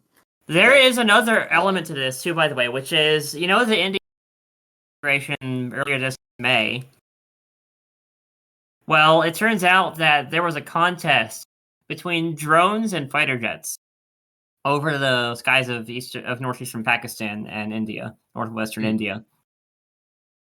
And the Turkish drones beat the Israeli drones, and the Chinese fighter jets beat the French fighter jets, which led to Pakistan coming out on top. And that showed India and Pakistan, okay, we now know who the next power is going to be. And I think that's why Modi is snuggling up to China and Russia right now. Wait, sweet. And the tariffs. Comment from Biodiversity Defender. Global core holds economic supremacy via currency supremacy and monopolies over intellectual property. It artificially raises the value composition of capital in the periphery. Yeah, that's an interesting connection between monopolies over intellectual property and the composition of capital. That does make sense, yeah. I hadn't thought about that. I'd have to think about that more. This brings me to a couple other terms, which is I now call IP owners pattern lords. So we got. Wait, let me recap. We got the switch lords. That's the interesting one that you came up with, and then there's the schema lords, like Elon Musk and Google, and then you've got the pattern lords. Is that what you just said? Yeah. Okay. And it's not like they're entirely separate and say that one is a subset of another. But I think that trying to tease out these differences between types of system is going to lead to a more full picture of our political economy. Yeah, I mean, when you first explained what you meant by schema, like switch lords specifically, I was a little skeptical because it just seems like what you define as a switch lord is just one of the vultures that's fighting the other vultures for scraps of a dying economy. Right. So what I'm getting at in particular there is it's like, it's the exact same mechanism as scalping. It's like, oh, I'm the bully. I'm going to charge you a quarter to flip this light switch to turn the lights in the room on. And it's distinct in the sense also that it is not it's not controlling data at all. It is simply feeding off of a host, basically, that is like the Google or the whatever, right? The controllers of the communication infrastructure, at the end of the day, I think control the schema lords to an extent. Right, those are the schema lords. No, I thought those. Oh, yes, I'm sorry. The switch lords. They control the switch lords. The schema lords have supremacy over the switch lords. Yeah, in the same way that the banks have supremacy over and your shop owner. Sorry. And the other type of lord is simply labor lord. That's my new name for capitalist. Yeah. Mic drop. Mm-hmm.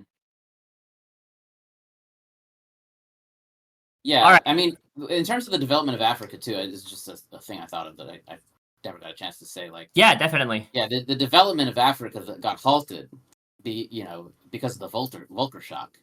Like the loans that the World Bank were giving out and like the assistance that Latin America was given in its industrial development was just never offered to Africa, or it barely was. And so yeah, China's filling that gap right now after a long period of just stagnation there. And I still am skeptical of Africa kind of rising up as a unified and modern capitalist sort of power comparable to China's rise from the 90s onward, but I guess we'll see. Like the main reason for my skepticism is unfortunately climate change. It just seems like the region itself is going to be so hostile to life soon that but I mean, Africa's a big place. It's really big. So maybe, there's certainly going to be viable places in Africa. Yeah, so one of the corollaries, so this notion of the wildfire kind of builds off of the, I forget who it is, who the idea, like, these long cycles where you have, like, a long, century-long or so boom-bust cycle out of, Genoa, and then the Netherlands. Where I got my own conception of that. I can't remember. So I can link you where that is. It's a series of 4 lectures, 4 videos by the 87 Press.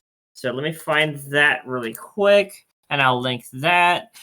I think it's in the pinned messages of Marx's of Marxist economics it is. Yes, good. Okay, so I will link this post real quick. If you watch these 4 lectures, that's what it's on. One of the lectures is on that.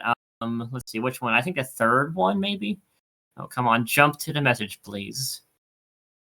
So, I mean, I've been staring at Biodiversity Defenders comments for a little while now, and I think that the standard explanation for why the productivity of labor in the global south is so low, even though the exploitation rate is higher, is people would say that it's because of the lack of the fact that the rate of exploitation is so low, or is so high, excuse me, is because of the nature of the materials extraction that's being done there, and the fact that because it's so low, it doesn't really incentivize any kind of modernization, right? Why automate or build infrastructure if you're already extracting profit from the sheer cheapness of the labor and the demand from elsewhere? However, that said, I do see the intellectual property stuff and like the control that US companies have over the information infrastructure of places like Africa and also Indonesia, that would definitely keep things the same, and keep them and be a deterrent for their own development. So it's again, I still have to keep thinking about what you're saying here, but that is an interesting connection. And it's certainly, I think the lack of digital sovereignty, which is kind of implicit to what you're saying about monopolies over intellectual property, the lack of digital sovereignty that these countries have is going to increasingly become a huge deterrent for them that they're going to need to find a way to get over, if they want to actually be independent. And we're already seeing that in Europe, like for instance, where the Danish police force switched from Windows to Linux because of the Europe hostilities. Is the most cognizant of the importance of digital sovereignty because they're stuck. They are so fucked. Yeah. Anyway, but one more point there would be like, okay, so following along with these lectures, and the idea of long cycles of accumulation, what we're seeing and what we're going to see is we're in the next to last one, and it's going to be shorter and less extreme than the prior one. Mm-hmm. And then the last one will be the shortest of all. So maybe extreme. Less extreme in the sense of the initial composition of capital is all the organic composition of capital is just gonna be higher starting out. Yeah. In general. Yeah, I mean that doesn't really go down again. I mean that the composition of capital rising as Marx was conceiving of it is sort of like has a similar role, I think, to play as like the arrow of time and like thermodynamics. It kind of just goes up. Yes, and in particular, you approach a maximum entropy distribution of global wealth, which is a Lorentzian curve. And that situation has already happened, and now it's just a question of can countries actually move around in this distribution or not, or are they kind of stuck in place? That's an open question. But the distribution of global wealth is already kind of fixed, and that combined with the starting low organic composition of capital and combined with climate change bounding profits from above due to risks and all that.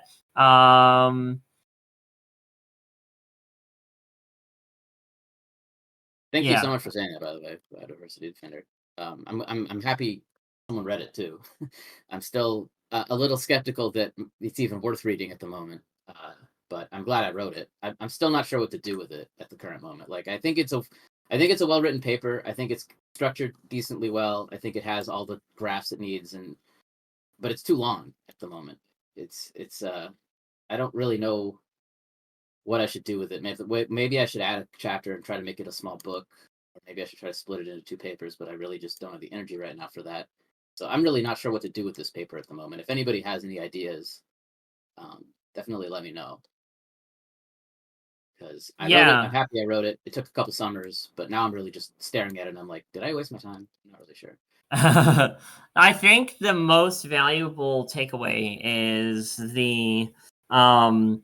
the analogy that you make where a regulator seeks to hold a certain signal unchanged.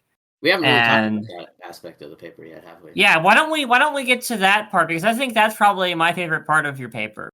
Yeah. Okay, yeah, let's do that. So yeah, this is an interesting result that's really kind of buried in the Morishima book. That I've never seen anyone. Wait, what? Oh, it said the stream has ended. I was like, wait, did something get cut off? Oh, I'm just switching screens to your paper proper. Yeah, I want to. okay. There are some nice figures there to bring up. Yes. And so these You have were no the idea how Desmos long it took results to make and all of so forth. these charts, by the way. You're welcome. So yeah, this is a point that's really buried at the end of the Morishima book. So what Morishima does is he, after making that revision of Marx's reproduction schema that I think is the correct version, like let me just state that for the record. I think that what Morishima does with Marx's reproduction schema is what Marx sought to do. I don't think that should be very controversial, and I think it's a much more interesting. Like there's other people, the notion of a disproportionality crisis as a result of like Marx's reproduction schemas, like what he presents there, is as old as Capital Volume 2, pretty much. But the version of it that we get here, which actually comes from as a mathematical result of social necessity rather than an observation that capitalists aren't going to behave this way or something, is much more powerful. But then also, what he does is he says, okay, well, there's another layer of issue here, which is that capitalists are not going to reinvest their surplus value. Capitalists are reinvesting profit. And Marx talks about the difference between profit and surplus value. He only really introduces that in Volume 3 when he talks about the transformation process. But I do think it's reasonable to bring that in and think about what if anything changes in the model if capitalists are reinvesting profit rather than pure surplus value. Because I'll just explain enough of it that we can kind of get going here, which is that if you have an equalized rate of profit, a uniform rate of profit across both sectors, which we do here implicitly, then prices and values cannot correlate with each other perfectly. Like they're not directly proportional via the same proportionality constant. In fact, I believe this might be the wrong version of the app to show it, but let me see myself first if it's here. Yeah, it's not here. It's in a different one. I do have like the actual prices of what the commodities would be like per unit somewhere. And by price, what I really mean is price of an hour of abstract output. But in any case, there is a constant of proportionality that relates an hour of value output to a price per commodity, but they're different constants. So prices and values don't necessarily correspond, and because of that, value and surplus value surplus value and profit don't correspond. So if the capitalists are reinvesting their profit, Morishima goes through this process of redoing the system with that assumption. And what you see is that nothing really changes. The qualitative dynamics don't really change. The two kinds of curves, like divergence and oscillation, don't really change.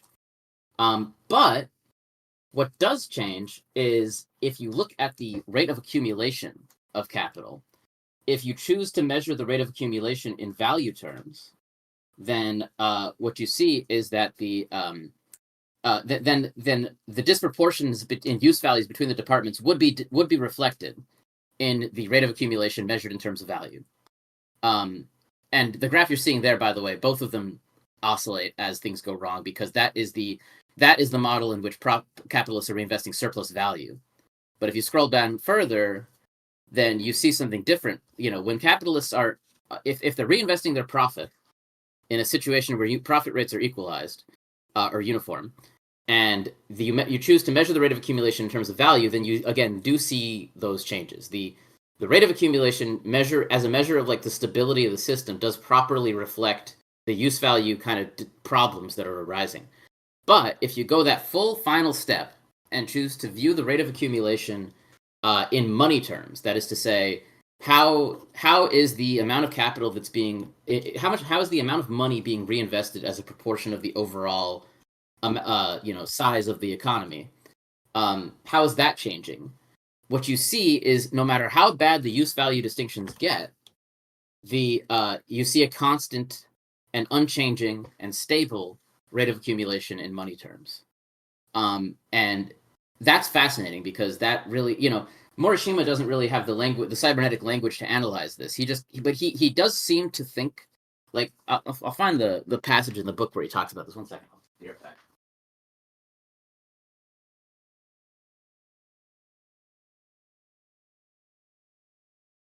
Yeah, so this would be another way that you see this notion of blindness. So if you're only staring at spreadsheets all day and all you see are money flows, when you as a CFO are making decisions about how to run the company with the board and you're making your recommendations, all you're seeing is something that doesn't couple to what's happening in the real world. Yeah.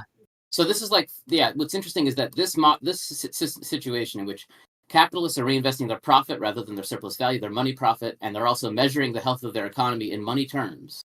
If you do both of those things, which is kind of the most realistic version of the system that you can make, then what you see is a total divergence in terms of the money signal's ability to measure the health of the economy and the actual state of the economy in terms of use value outputs.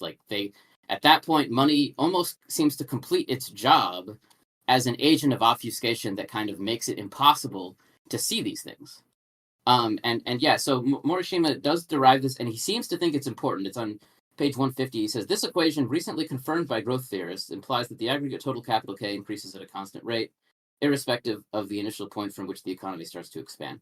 That's all he says about it, really. But however, he usually doesn't even give it an equation this much fanfare. He seems to agree that this is an important result, but he doesn't really know what to do with it. It can be explained in a really simple sense, too. You don't really need that fancy math to explain why it's happening. It's a confluence of a few different things. So basically, the reason that this happens is, one, you have a uniform rate of profit. So capitalists always get the same rate of return, right? No matter what department they're investing in, they get the same rate of return. And so whether they're investing in the more capital-intensive department or the more labor-intensive department, as long as they're investing the same proportion of their surplus value or same proportion of their profit each period, then they're going to get the same return on that profit, regardless of the industry. And so what you see is a constant rate of return. You see a constant increase in that same sense. So it's really the fact that it doesn't matter what sector is invested in, you get the same profit back either way, and you're reinvesting the profit. It makes the economy look stable no matter what happens. And so this is what I was talking about when I said basically that there's a divergence between use value outcomes and exchange value incentives, right? Where at the end of the day, money takes on this role as a filter, an information filter. It completely, at that point, the exchange value signals completely cover up the use value signals, or maybe to put it differently, are completely divorced of them. There's no connection anymore. In a perfectly functioning market system, money signals completely filter out any kind of important information about the types of things that society is making. So what we have here, therefore, is a decoupling horizon of 7 periods. Yes. In this particular, yeah. I mean, I think the decoupling happens from time zero. The decoupling. Yes, but happens, if you are measuring it in correlation between one and the other. Well, no, I mean, what I'm trying to say is that I think that decoupling as a process has nothing to do with the time signals that you see here, but rather is a function of as a process over time. What it corresponds to really is the uniformization of the rate of profit to the extent that happens. Because this doesn't, what you see here doesn't happen if you don't have a uniform rate of profit. So maybe I really do need to read Anwar Sheikh, because he seems to have the most mature presentation of that, or the most mature understanding of the extent to which you can expect profit rates to equalize. Obviously, they don't in reality. There's some discussion about whether or not you have this kind of gravitational pull of them, or this notion of regulating capitals that kind of average that give a stable. I don't know Anwar Sheikh's work well enough to to summarize it. But basically, what he argues is that the stabilizing, like the thing that gets stabilized is the average, and in fact minimized is the average distance between regulating capital's incremental rates of profit. Bit of a mouthful, but it basically says, like, okay, so how much more profitable is this firm in terms of its rate of profit of enterprise compared to that of the average firm in its sector? And that difference it becomes equalized on an industry by industry basis. And this allows you to explain why profit rates actually don't equalize in the real world. Which is something that... But he does say that, like, I think the regulating rate of profit, those things equalize, not the actual the regulating incremental rates of profit. I yes. see. Okay. Yeah. So, like, by regulating capital, that just means price control, or whether that's in Scheich's world, it's whoever has the best technology, or in the post-Keynesian's world, it's the biggest firm in terms of market share. I see. Okay. I think it's a little bit of both. Mm-hmm. Yeah, but I think that this result, again, as a conclusion, as to integrate it into Marx's overall argument, I think it really kind of perfectly coalesces with all of the other observations that Marx makes about money and what money is, and what its role is in a capitalist economy, because money has a presence in other economies, other modes of production as well. But I think in a capitalist economy, particularly, at least in the sense that the political economists conceived of it, it takes on this role as an agent of information deletion. Like it's a filtering agent, and it creates uncertainty. It creates not uncertainty. It creates it deletes information. It stabilizes the system by filtering. What exactly is being filtered here? Isn't it this notion of cerebral demand that you came up with earlier? No, it's filtering. It's filtering the fact that you've got a brewing crisis in terms of use values, right? The economy, like, if nobody's keeping track of like how the means of production industries are actually doing, specifically those ones, like, how's the steelmaking industry doing? If nobody chooses to measure that, like how much steel is being produced, and everybody just says, well, I mean, the economy looks fine, GDP is this, it looks good, then you're going to see the steel industry delete itself by accident, and that would be a crisis, but it wouldn't be a crisis that's actually reflected in the stock market or anything like that, right? That's kind of what you're seeing here, is that a crisis that is a real crisis, but which is not seen in the standard metrics that capitalism chooses to measure its health by, which we see all the time. Everybody knows at this point that, like, things like the stock market do not adequately measure the health of the economy anymore, like, because it's so divorced of, like, not, most people talk about it in the context of it's so divorced of, like, the state of how well the average person is doing, but also it's divorced in the sense of, like, what is being produced, and whether that bundle of goods that's being produced by the society is a viable one, right? A decent one for the continuation of the species. It just doesn't reflect that at all. If we were to find a way to quantify this in hybridized material terms of, like, stock over performance, as like, if you have a certain amount of stock over performance, what amount of decreasing quality of life does that obtain? If you measure that, then that will effectively tell you how much the economy is enshittified. That's your quantification of enshittification right there. I see. Okay, so this is what you were getting at before. That the extent... there are multiple ways to do it. This is a way I thought of just now, so yes and no. That's an interesting connection, to enshittification. However, I think you're I think you're kind of either generalizing or diverging from, like, the Cory Doctorow definition of enshittification at that point. Well, the core issue that it highlights is the fact that we treat assets and liabilities both as in the same way when agglomerating those into GDP. And as a result, if you want to find how much the economy is misrepresenting the world, then you can do that by these like bridging questions. Yeah. I've always kind of had issues with enshittification as a notion because of that. It doesn't really, it's not connected enough to like the actual, enshittification is an interesting thing because the product's getting worse, but the product from the perspective of the people that have ownership over it is getting better, right? It's this divergence of use value outcome with capital with profitability and value, right? Yeah. That's fascinating. Yeah, that's an aspect of this I hadn't considered. Yeah, because if you're a capitalist, then you care about the quality of the parts that your company is buying and selling, because you don't want to literally have your shop floor blow up in an explosion and then you lose your source of surplus livelihood.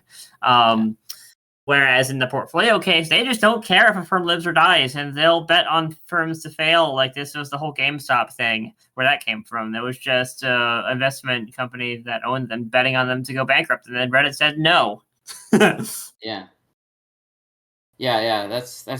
I definitely should probably add some discussion of this to the paper, which is terrifying because the paper is already too long. But maybe I just need to keep adding more to it until it's a book.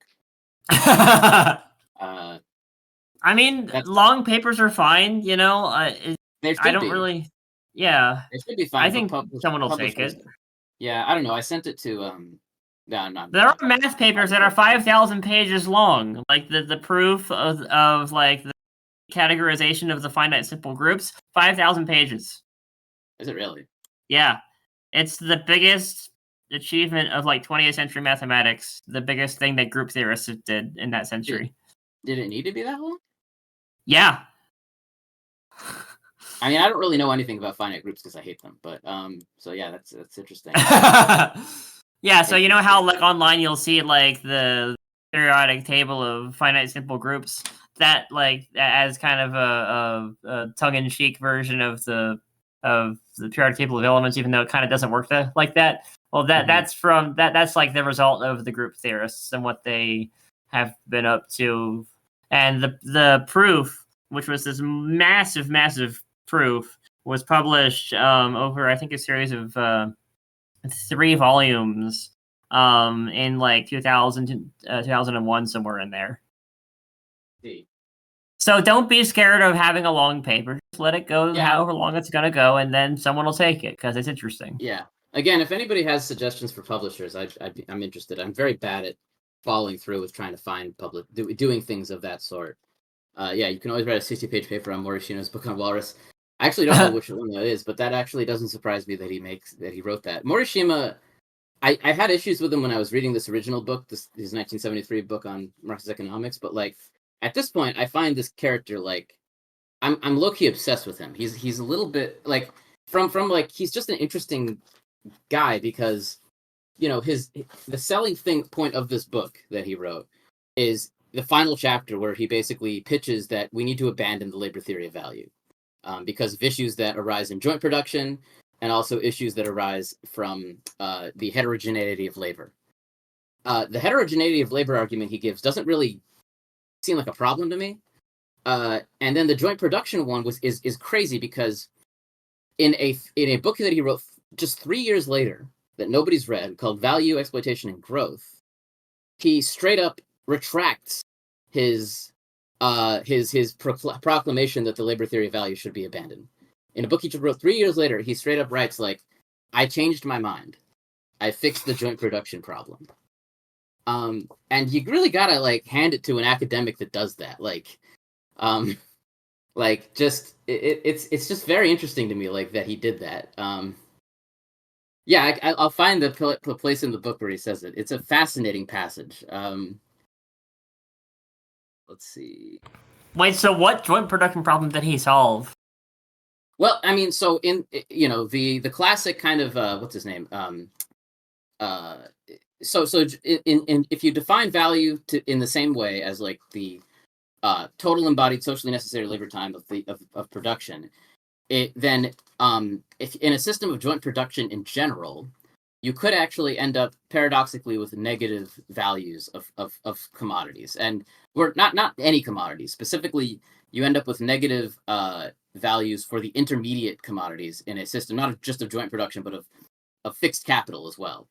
Because the only effective really way in the model like this to model fixed capital is to actually see every stage of a commodity's life cycle as its own commodity. And that requires you to go into joint production, because now the factory that's producing steel is also producing at the same time, like deteriorated forms of its machines, so it's a joint product there. And the values of joint products using the usual definition, it ends up being, they end up being negative a lot of the time. The reason that they're negative is because the process, and this is the part that Steedman, who originally pointed this out, didn't get to, is that, Steedman points out that he doesn't really realize that the reason that it's negative is because in a linear kind of combination standpoint, to get to a negative, to get to that joint product, you have to do really weird stuff. Like you can always combine, a set of linearly independent vectors to get to any point in like Rn, right? But if you have to go in like some weird roundabout way, then you're not really following like the socially necessary, that's not socially necessary to do that. Let me find the actual passage where he talks about like where he changes his mind. It's here. Yeah, and then after this, we'll have to truncate the discussion because we've got the next thing in 10 minutes.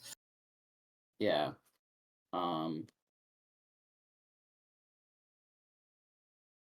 Yeah, this has been really fun.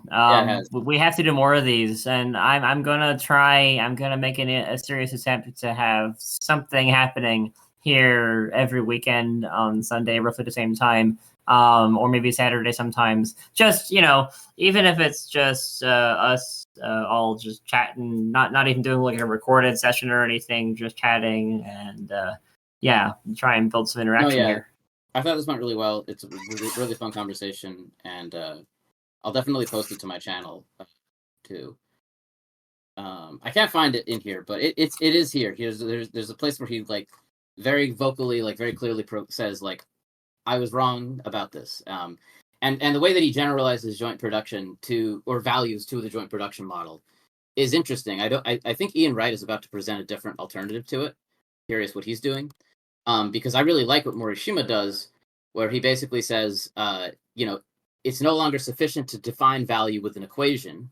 Instead, you have to see it as a linear programming problem of minimizing labor subject to the constraint of producing at least the bundle, right? You can produce more than that. You have to allow for overproduction, really. Sometimes the most efficient in labor sense of producing something is actually to overproduce, because in a system of joint production, sometimes you need to take advantage of those production processes that have residual outputs that you don't care about. And so that's kind of what you end up doing. You end up framing it as a linear programming problem, which does actually generalize, like the values do line up with the old values if you define it this way. But then also everything is positive, or all the values of intermediate goods make sense at that point. And everything, it's a pretty believable model. He also reproves like the fundamental Marxian theorem that surplus value, is necessary and sufficient for profit. In that book he wrote 3 years later, he just kind of works it all out and says he was wrong, and people still see of him today as like a guy that vocally advocated for the abandonment of the labor theory of value. It's he's an interesting fellow. I'll find the quote and I'll post it in here once I find it. But I don't think I'm going to find it before we need to break here. Yeah, all good. Yeah, but anyway. That's really cool. Super fun talk, yeah. Morishima was against Marx until he wasn't. He was never against Marx, but he thought... He was and there is a valid thing to say that here, I'll maybe end here, which is that, Marx's value theory, I think people have an attachment to it as a micro theory of prices. And I think that at this point, through all the controversies, has honestly been proven it to not be a fully adequate microtheory. It doesn't. It's not. It cannot be used as a full microtheory of prices simply because values are purely technical coefficients, right? They're notions of the socially necessary labor time in terms of production, but that doesn't factor in the production of, again, the class relations, right? It doesn't factor in the exploitation of workers as part of the price, when of course, the wages of workers as the real, like the value of the wage and things like that, that does affect prices. And so if you want to, you're going to have to augment your value theory with something that does that. However, the value theory also, I think, still, regardless of whether you think it adequately explains prices or not, it is a valid model for inspecting a society and looking at the exploitation of society. As a foundation for a theory of exploitation, I think the value theory is undefeated. It's still the best way to do it. It's still the most, I think, scientifically viable and just kind of philosophically viable way of thinking in an objective sense about the level of exploitation in a society. Right. And I think as we come up with a more exact taxonomy of different rentier behaviors and different types of interactions more generally in our model, we will end up with a more complete understanding of how all these different systems interact with one another. Like how the banks dominate the landlords, or how the quote unquote schema lords dominate the quote unquote switch lords, which have all their software downloadable through the Google Play Store. Yeah, exactly. Like to think about that lens basically of value, of thinking about where is the time going, where is the labor time actually going, who's it going to, who has control over it, those kinds of questions. As a macro theory of exploitation, the value theory is fully redeemed. I think it doesn't actually none of the controversies have touched that. As a micro theory of prices, I think pretty conclusively, and I don't think that Marx really. Maybe he did at times, but maybe I think other times he had thoughts that contradicted it. It's not a fully adequate micro theory of prices. It's a decent first approximation, but there's other things that go into price besides just the socially necessary labor time. But yeah, so anyway. Yeah. Well, on that note, I want to thank everyone for being here. If you need a one-liner takeaway from this discussion, is that I am a paid shill for the Burkinabe government, and the African century is coming because they said so. Yep. Yeah. All right. Well, thanks everyone for being here. It's been great. Feel free to hit us up if you have any further discussion or whatever that you want to do. I'm always around. I won't always have time to respond, but I'm always around. So feel free to hit me up anytime and discuss things. And we'll try to meet back here on a weekly basis to do more of these. Mm-hmm. So yeah, I guess I'll go ahead and end the recording. And thanks everyone for your time and your attention. Yeah, thanks. All right, let thanks me for showing up to listen.